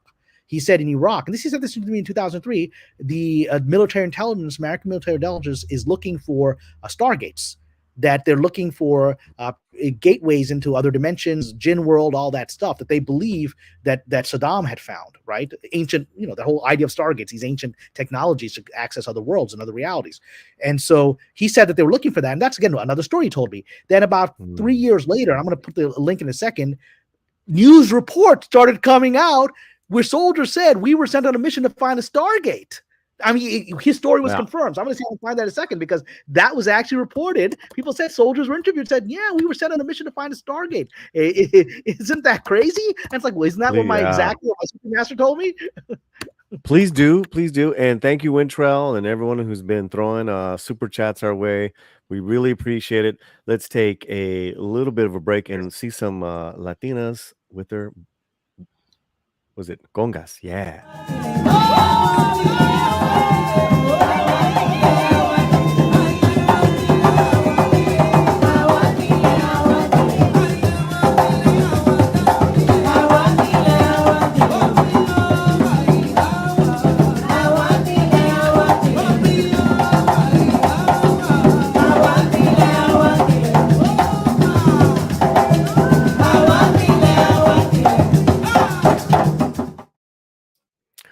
All right, we're back here with Kamran Pasha, writer of Well of Babylon. So let's go. Someone wants to let me direct it. They're probably not good at that yet, because I'm not yet that trained as a director to I'm do already it. So getting ahead of you. Somebody else do it. We just want to get this made. We just want to get this made. Okay, so what we did is we created some videos based on the characters, and let's cast this sucker. Let because we need some stars for this, or some names, some up and comers. Yeah. We're gonna hit that. Maybe some of them are watching right now because you're a very popular podcast. Right. That's right. And who knows what executive producer, manager, agent, I don't know. You might be watching this on the replay. Yeah, so you can reach out to Paulie. You can reach out to me. Yeah. There's a phone call happening right now. They're calling right now. You know what? I will throw a link in for the famous people that are watching this to go, maybe I should get involved. I'm going to throw a link into to my personal webpage, which has a contact. You can reach out to me. All right. Yeah. Okay. So here we go. What do we got here? So these are my picks for some of your characters. So Maria Reyes, right? Yes. We got Melissa Barrera. I love her. Pretty controversial right now. I don't, people are staying away from her. They're still making her movies. I saw more trailers for her next horror movie. The fact is, they're making money on her. I think the fact that maybe Melissa, we can get a meeting with you, and me, Cameron, and you, and we're both here in LA, and we can pitch it to you, because this has a lot of also really great commentary on stuff. Yeah, exactly. We talk about some of the things that you've said in your interviews. You are a humanitarian. You're not against any country. You're not against any people. You're a humanitarian, and that's what we're trying to do in this message. So Renato, nothing. Oh my God, coming in hot from the Zorro television series out of Spain, Sergio Pisolante, the executive producer. I sent this link his way as well. He's watching this. Sergio, let's make it happen. Executive produce Well of Babylon. And let's get Renata Notny as the lead. I think, first of all, she's like Salma Hayek reincarnated. I mean, she's very popular right now, Cameron. Well, I mean, and I have not watched Zorro. I need to, because I actually watched all the early iterations of Zorro, including the Queen of Swords, whatever. I like that show, so I got to watch this. But you told me she can act. She's a good actress. Yeah, she is. Fletcher. Yeah, she's the star right now in Mexico. She's starting in a lot of different things. So she's a bit of an it girl right now, and she's trying to get more international, renown. Yes, Well, guys, and if you guys want to as here's your well, predator. Here's your predator, there you baby. go. Baby, I'm There's your put baby predator. professional. So, madam, And people in the forgive- chat, if you want to, fan cast along with us as well. Yeah, So please that's throw Maria an idea. Reyes. Because Maria could be what, mid-20s? Yeah, she could be mid-20s. I mean, she could be Mhm. mid-20s. She could be early 30s, right? She's a working class girl, right? Now, I think Rosa Salazar is a great talent. Million Miles Away, Alita, Battle Angel. She what hasn't is become the star she deserved to after Alita. She did. Correct. You talk. Oh my God! The things that these actors got to put up with, and you do your best. You get this hit role, and then you get you get nonsense because the culture was against that kind of good female storytelling at the moment. Whatever. Yeah. So that's another one of my ideas. Rosa Salazar. Okay, this is for Rashid. Kingsley Ben-Adir. This guy's got range, man. Mm-hmm. And I was thinking, he played Malcolm X in that recent one. Yeah, he was Malcolm X, and he's Bob Marley right now. Mm-hmm. I find him fascinating. It was just a really solid actor, and I was like, man, this guy would be really good as Rashid. What is his origin? It sounds like a Hebrew name. What's the ethnic or Ben-Adir? Or it could be Arabic name. What's his origin? Right. I don't know. I don't know what is. I'll look him up. I think because he's a huge star right now. Yeah. He's a huge star right now. Yeah. Okay, so that's another. What I do? Oh, it's from Trinidad and Tobago. Yeah. There you go. Okay, so then that's Rashid, and these are just my picks so far. We got Cameron's video. For Stevens. Steve was, correct me if I'm wrong. Stevens was the more sweet guy, the more sweet Marine. Yeah, he's like there's some good Marines and some of them don't survive, whatever. And so he's the gentle Marine who's in over his head kind of thing, right? Yeah. Right. So I love this guy from Stranger Things. Yeah. He's got the vibe of that guy. You don't really see him as the ruthless killer gunning down people left and right. Yeah, right? You can't have. It's got to be so different from the other homeboy, Rizzo. Guys, Rizzo is a great character. He's got some great Marine characters in this, man. So yeah, that's funny. Okay, who else do it? Okay, so Enrique Reyes is Maria's brother. He's the brother. He's the brother who he dies, but he comes back in a supernatural way in the story. Several times. Yes, several times. Because we're dealing with angels and miracles. We're dealing with strange things. Right. So even though Enrique is technically, I guess, a small role, it's a very important. Well, it's more of a guest star if it were a TV series. It's a smaller role, but it's pivotal because it's the motivation of the whole movie. And I think with Xolo, you can match him up really nicely with any of those women that, especially Renata or Melissa Barrera. He might be a little too young. Is he the older brother or the baby brother? I mean, I think he's cast right now. It's written as older brother, but that's easy to fix. So it doesn't matter. There you go. So that's one idea I have. Who else do we got here? Or you go with Diego Boneta. Fletcher, talk about Diego for a second. Not really familiar with his work, actually. Oh, really? No. I'm not as well. So tell me more about. Well, Diego Boneta is a Mexican star, actor, singer as well. He actually was in Rock of Ages with Tom Cruise a few years back. And I've seen him in some soap operas. And he's a huge soap opera star, and his girlfriend is Renata Notny. So I was like, that would be kind of weird, but kind of cool just to play that, brother sister dynamic. Yeah. Right. But he's got. Well, by the time the movie happens, who knows if they're still dating? Who knows? Who knows if they're still dating? They're still huge names. What are you gonna do? Yeah. Okay, so then there's a priest.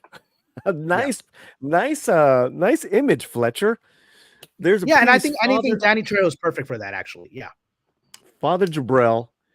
Yeah, he's an Assyrian Christian priest, because a lot of people don't realize there's an ancient Assyrian Christian population in Iraq. It's still there, sadly. After Saddam actually protected them. Sadly, after Saddam's fall, a lot of religious fundamentalist groups pushed a lot of them out, which is very tragic because they've been there. We're talking about they've been there 2,000 years. They've been there since the early disciples left Palestine, right? So the Assyrian Christians, and they're there.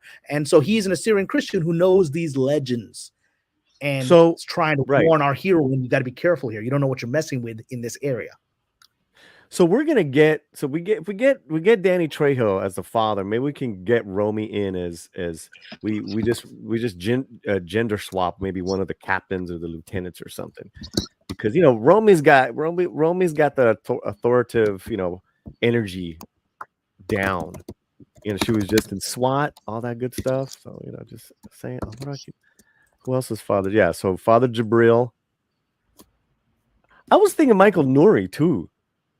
He's fantastic. Kind of like and he's actually, I think he's Middle Eastern, isn't he? Yeah, the Nouri is a very much Lebanese name. Yeah, Lebanese. Yeah. All right. Well, thank you so much. All right, now, guys, we're gonna go right to Cameron's picks for Maria. Okay, these were so I agreed with all of his picks. So let's throw in some. So for Maria, obviously, look, I brought it to my agents. They're like, look, you of course have to go for the most impossible one again, because she's right now the number one Latina star in the industry as of this moment, right? And she's unreachable unless you can find a way to get to her. And maybe, Jenna, you're watching this show. I'm hoping you are, right? Yes. But she'd be wonderful because again, she's got both that youthful innocence and this hardness to her, which we saw in Wednesday.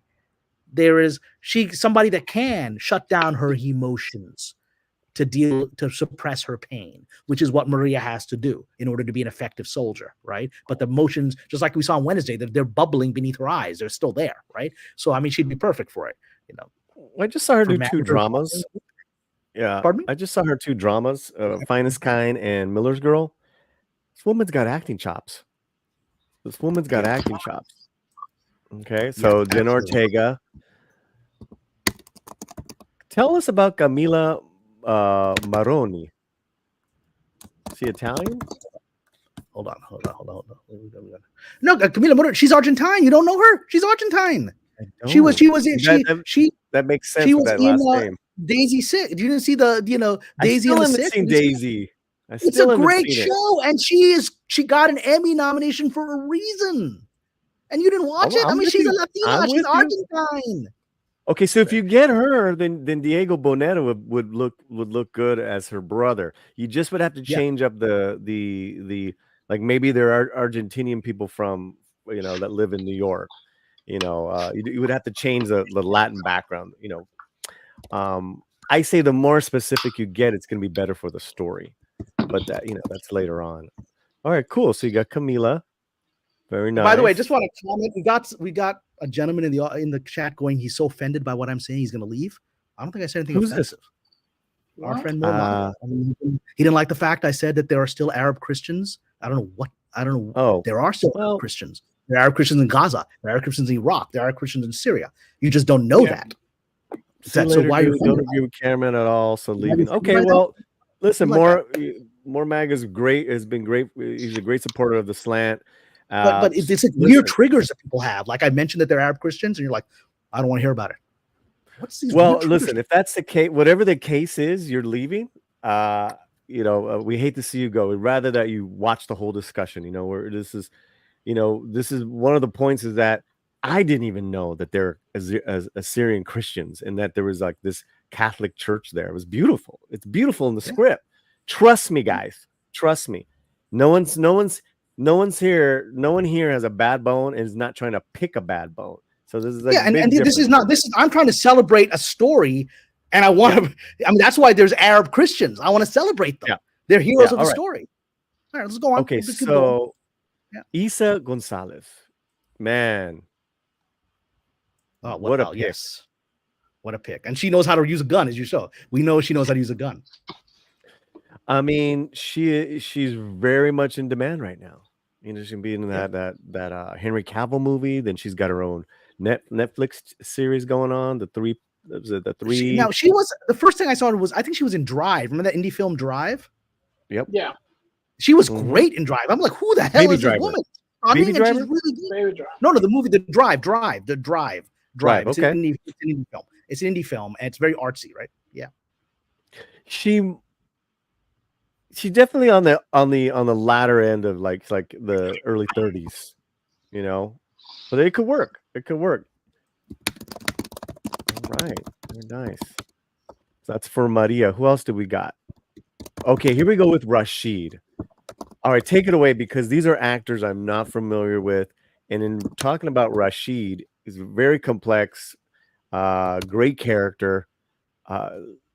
Yeah. I think this guy's got a great look. Who is this? So yeah, so Tahir Tahir Rahim. Rahim. So he's like he's a French actor. I think he's of North African, Algerian, Moroccan origin, right? I think he's of North African origin, but French actor. And he became famous for a French movie called Un Prophète, where he played essentially he was a prisoner in a prison and it was intense character drama. And people were like, who the hell is this guy? He's got incredible range. Sadly, the movie that introduced him to Americans, sadly, was Madame Web, which didn't work.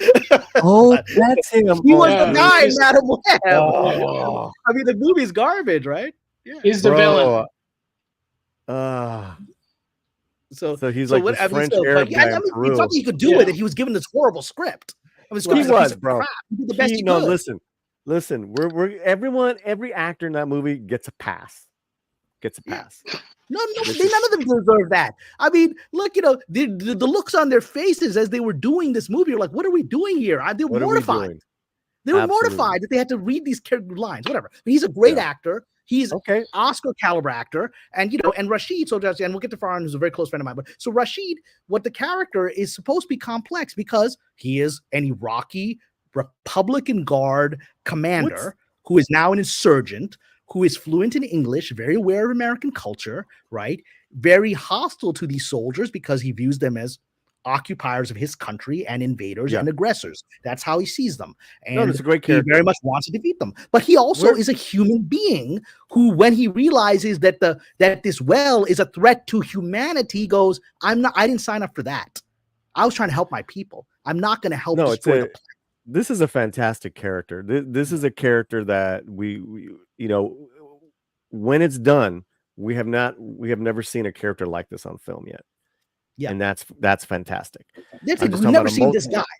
Right. Well, no, I'm just talking about Rashid, how you've written him. The character. We've never seen this character. Yeah. Beautiful, beautiful. And this guy's got a great look. I'm just wondering, is how proficient does this actor have to be in English? How does that? Because I know he's got the language. Well, proficient enough to communicate. I mean, I think Tahir Rahim was perfectly proficient in reading, the scripts for the terrible scripts for Madame Web in English, right? Right. And most, there are a huge amount of young Arab actors in Hollywood who are just getting garbage roles. They're always the terrorist number 7, right? Suicide bomber number 4, right? Here's a complex character who's a human being. He's got a brother. So there's the parallel, which I'll comment on. They both have a brother that is part of the tragedy. Maria's character has a brother that's part of the tragedy. Rashid's character has a brother that's part of the tragedy, right? They're both family people who have been lost because of this conflict, right? And so that is something that is never directly connected, but those events happen, and you subconsciously, hopefully, you get the sense that this is actually a bonding thing for both of them. Okay, let's go on. Because you go for the next one is totally different look than this other guy. Farhan compared to the other guy, this is a completely different look. So Farhan is a very close friend of mine. He's been around forever. You see him. He's been in Star Trek. He was in the original Iron Man, the first Iron Man. He played the big villain, right? He played the sort of warlord. Yeah, he was great. Yeah, he's great, and he's got full range. He's Pakistani, educated at Stanford, very educated. He's more educated than I am, right? And he's incredible, and he's a very good friend of mine. And he would blow this role away because he can play villain, he can play sensitive guy, he can play all of that, right? And he has all this range, and so he'd be wonderful. I out of these two, I like him. That just because I'm a little more familiar with his work. He's got we all are. He's like the guy you're like, oh yeah, I've seen this guy. Yeah, exactly. Okay, Lieutenant Harris. Okay, so Lieutenant Harris is the commanding officer of this particular contingent that's dealing with this situation, right? And he's meant to be sort of, he's not the old dude. He's a younger guy about their age, but he's got to command them in the situation that they're in over his head. And he's somewhat the guy in between some of these characters, right? He's a professional, so he's trying to be sensitive to civilians and the overarching environment. At the same time, he's trying to protect his men. So, if he can be ruthless at time, he needs to be to protect his men. So he's got to be a guy that walks this line, right? He doesn't have the luxury of just being a jackass or being weak. He's got to walk this line. And that's why, like, the Callum Turner is, I think, a very solid actor. He's also currently dating Dua Lipa, which fills me with rage. So, but whatever. Everyone has it. Tall, isn't she? She's like almost 6 feet. Yeah. It's a good choice. I thought Lieutenant Harris would be a little could be a little older, but it's a good choice. Yeah. But look, it goes back to the old Vietnam thing. Young lieutenants in charge of older men. I mean, it's the whole thing, right? Yeah. Liam, that's interesting. Liam Hemsworth. Yeah. He's great. He's got that gravitas, he's got that sort of chisel feature gravitas that would be very good in the role of, a guy who's now has to get his people safely out of this underground, vast chasm that they're trapped in while supernatural things are happening. So it's a lot of stuff on your shoulders, and I think he can carry it. I mean, it's a good character. I mean, these guys, Harris and Parker, just don't have the best endings. But, again, you write characters that are very complex. Good stuff comes out, even though they're following these crazy orders.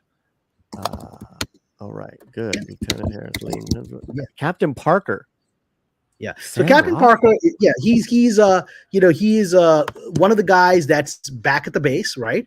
And he's the one that puts together the mission, right? And so he's got to be that guy that is older. He's not the one that's going to go out in the field with them, right? But he's the one that sort of knows, and he also has some of the secrets. He knows what he hasn't told them, that there are other agendas behind this mission they've been sent on.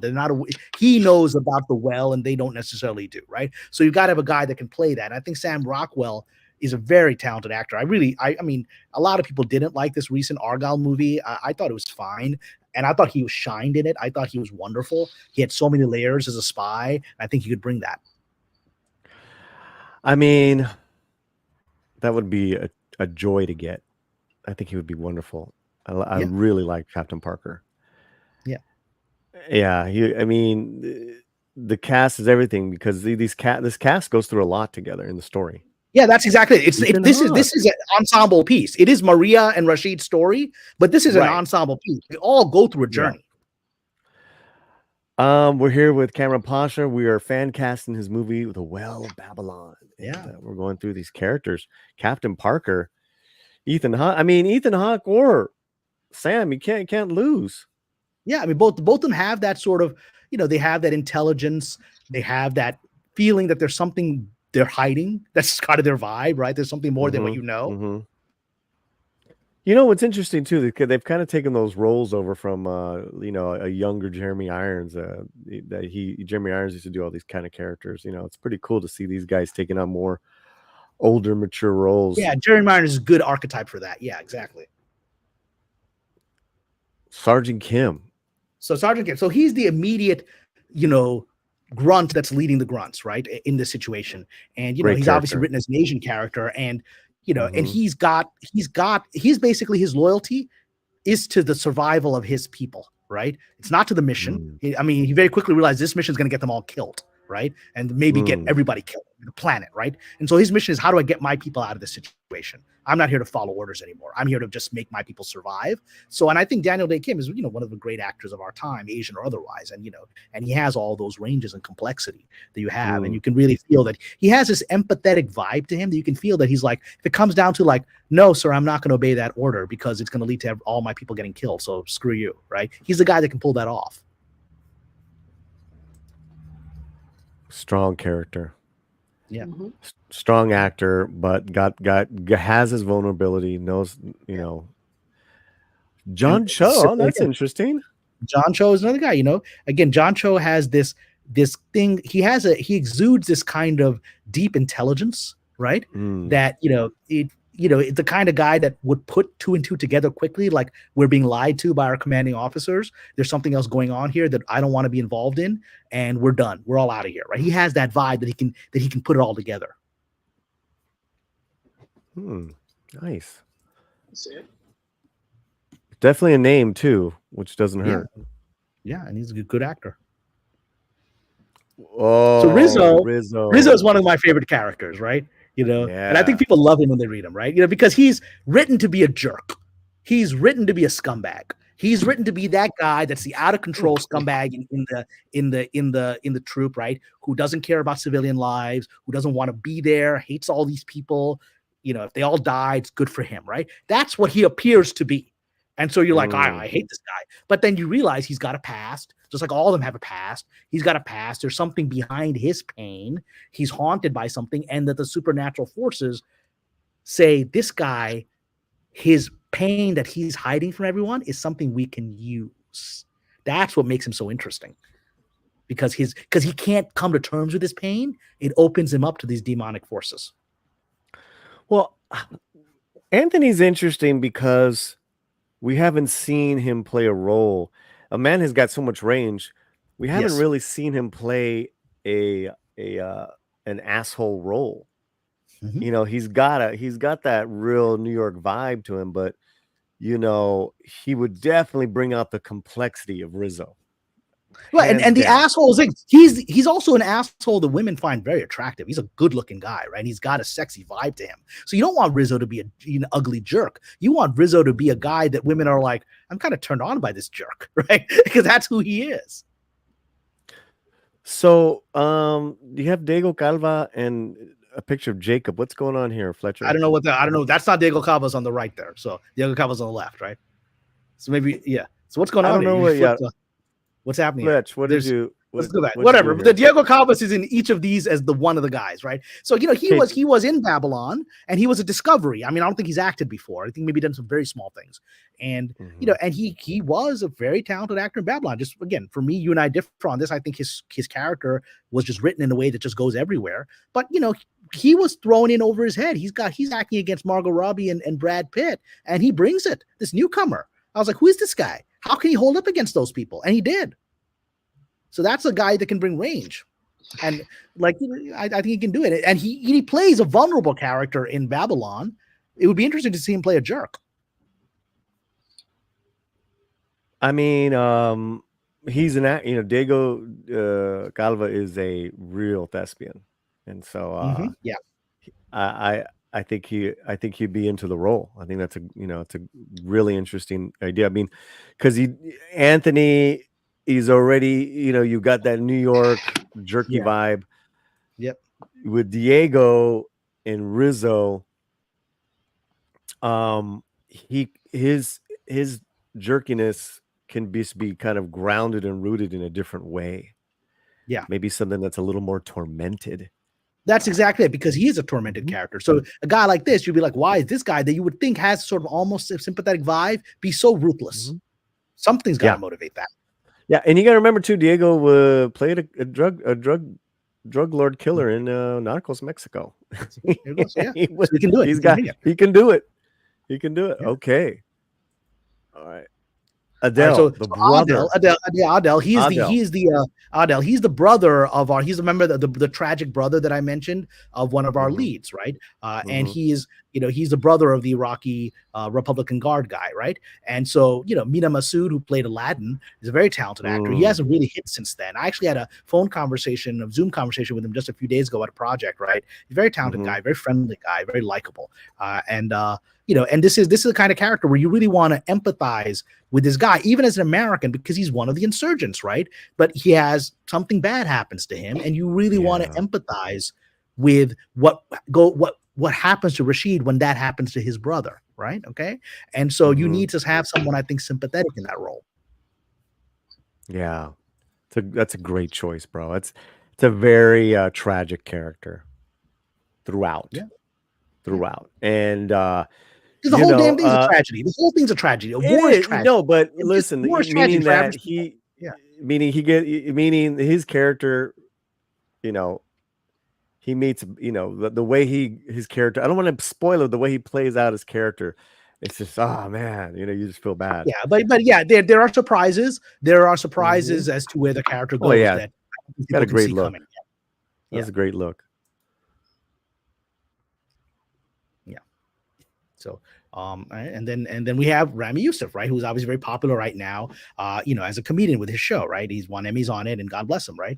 And I have to credit him. He's done single-handedly done a great job of humanizing my fellow Muslims, right, by showing us in this comedic way and recognizing our struggles and just our humanity. Comedy is always the way to do that, and and I think he's ready for a good dramatic role, and I think this would be that.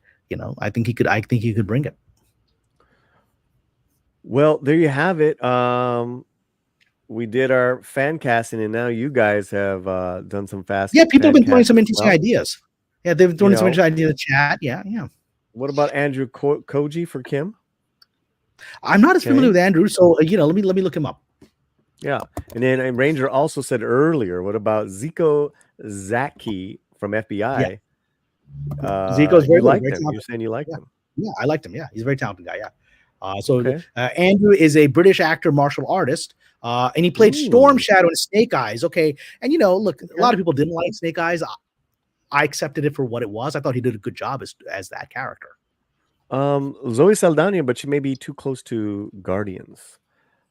Well, I mean, it's just about availability, right? You get somebody Zoe Saldana, right? I mean, you get somebody Zoe Saldana, you got your movie, right? So and yeah, you don't say no. You just gotta do a little bit of rewriting. You gotta, but that's cool. Not a lot of rewriting. She'll be a little bit older, but that's okay. Yeah. The Tequila Professor, who's got a movie that he's also trying to get off the ground as well. Sounds great. We can fight over Isa Gonzalez. I love it. Steph Iman Esfandi as Rashid. So yeah, he was in the Ahsoka thing as Ahsoka project as what's his face from the cartoons. Oh, Ezra. Thank you, Ezra. Yeah, and I thought he did a good job. I think he did a good job. He's really a first time I'd ever seen him. I thought he did a good job. He did a great job.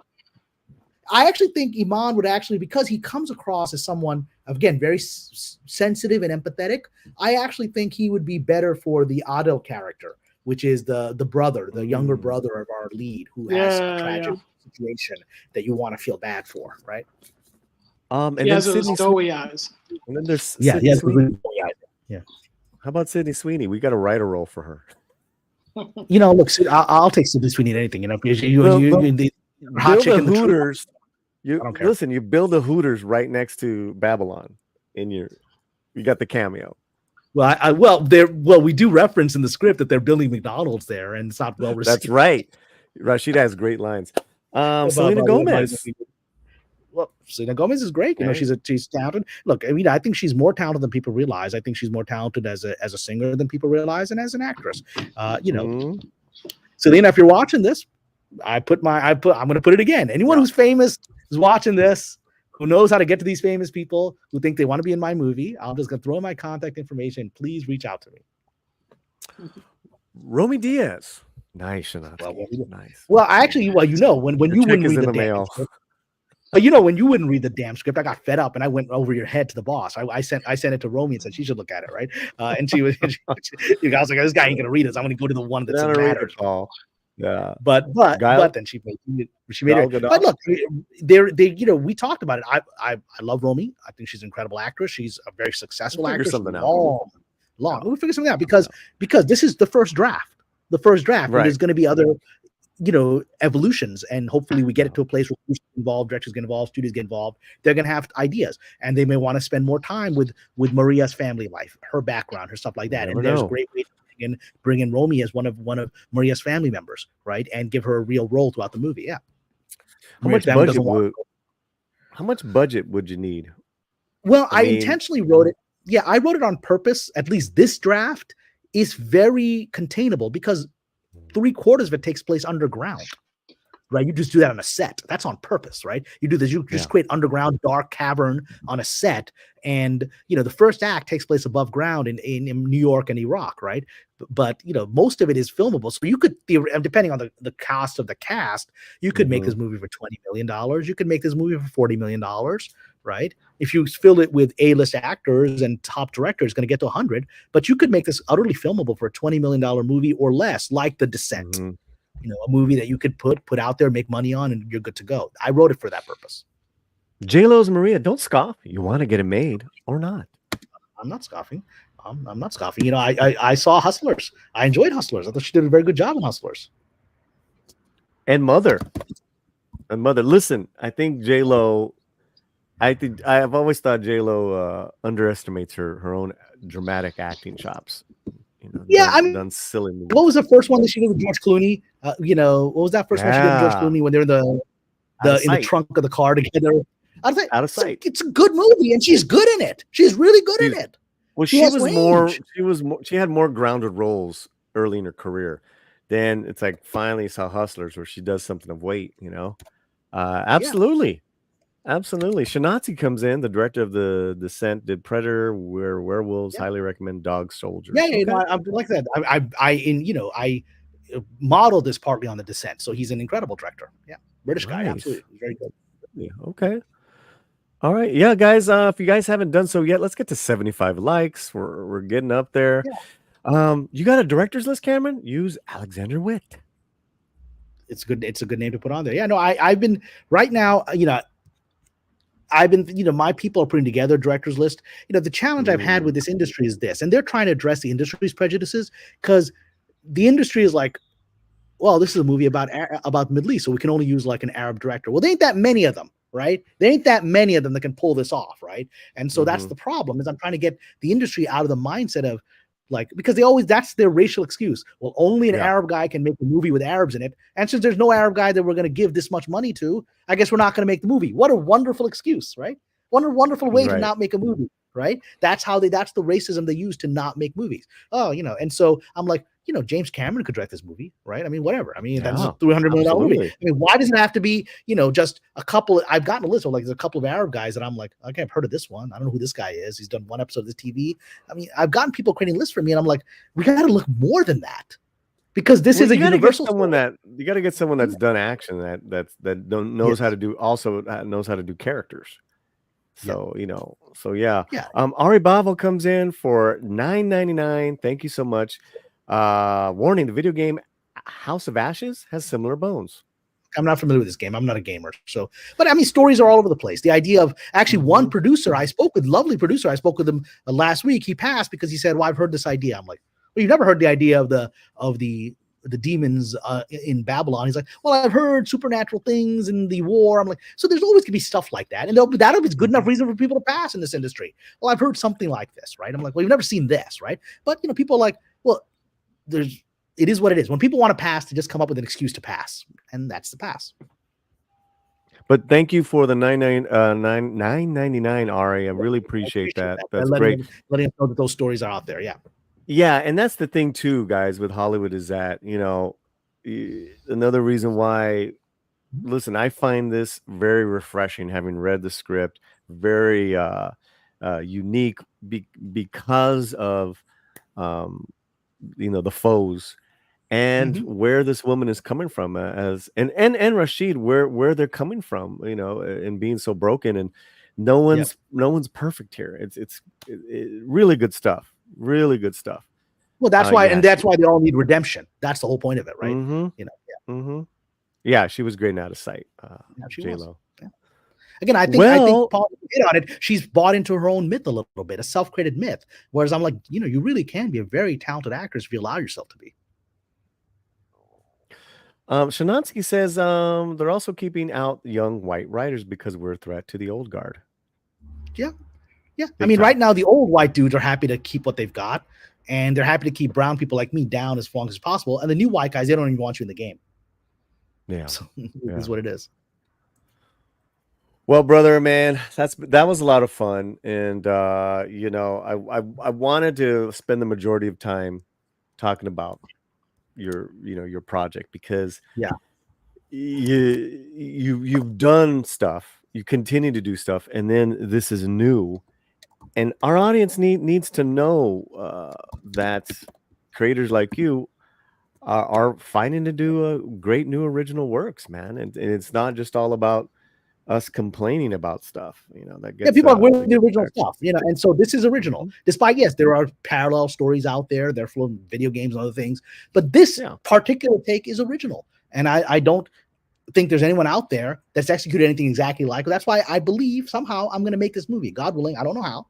That's why I've never given up. That's why I'm like trying every unusual avenue to bring it alive, like talking about a Latino slant, like talking to you about how can we work together and maybe do this as a Latino slant production. All these possibilities, because the movie needs to get made. Absolutely, my friend. I appreciate your time, man. We're gonna wrap it up with Cameron, Yeah. and we got a couple of kind of pay the bills type of announcements to make. But Cameron, where can people find you, my friend? Well, I've thrown it in the past. I'll throw it again. We got right there the Patreon. So some join me on my Patreon. It's actually pretty fun. We've got a few hundred people on. It's become a very interesting community there. We talk about a lot of stuff. In recent days, I've shared a lot of personal anecdotes of my experience as a screenwriter. So if you have any interest in writing or learning professionals, the struggles of the industry, come there. Sometimes I get scoops from the industry, but that's not how I made this Patreon, right? I'm here to talk about the world and maybe give a fellow fan and a professional writer's perspective on it. And some people seem to find it of value. So come join me there. It's a great way to connect with you directly. Well, it's a great patron site. I'm a patron. I have been a member of it, and it's always some explosive stuff that you always share. All right, amigo, I'm gonna let you go. Thank you Yeah, so much. Everyone man. stick around. There's more stuff here. I'm going, but Latino Slant is continuing, right? And so everyone Yeah, stick just for around a few here. minutes. Just for a few minutes. Yeah, just for a few minutes. All right. Cameron, God have a bless good rest of everyone. your day. Hola. Take care, my friends. Peace. Peace, brother. Nice, man. Nice.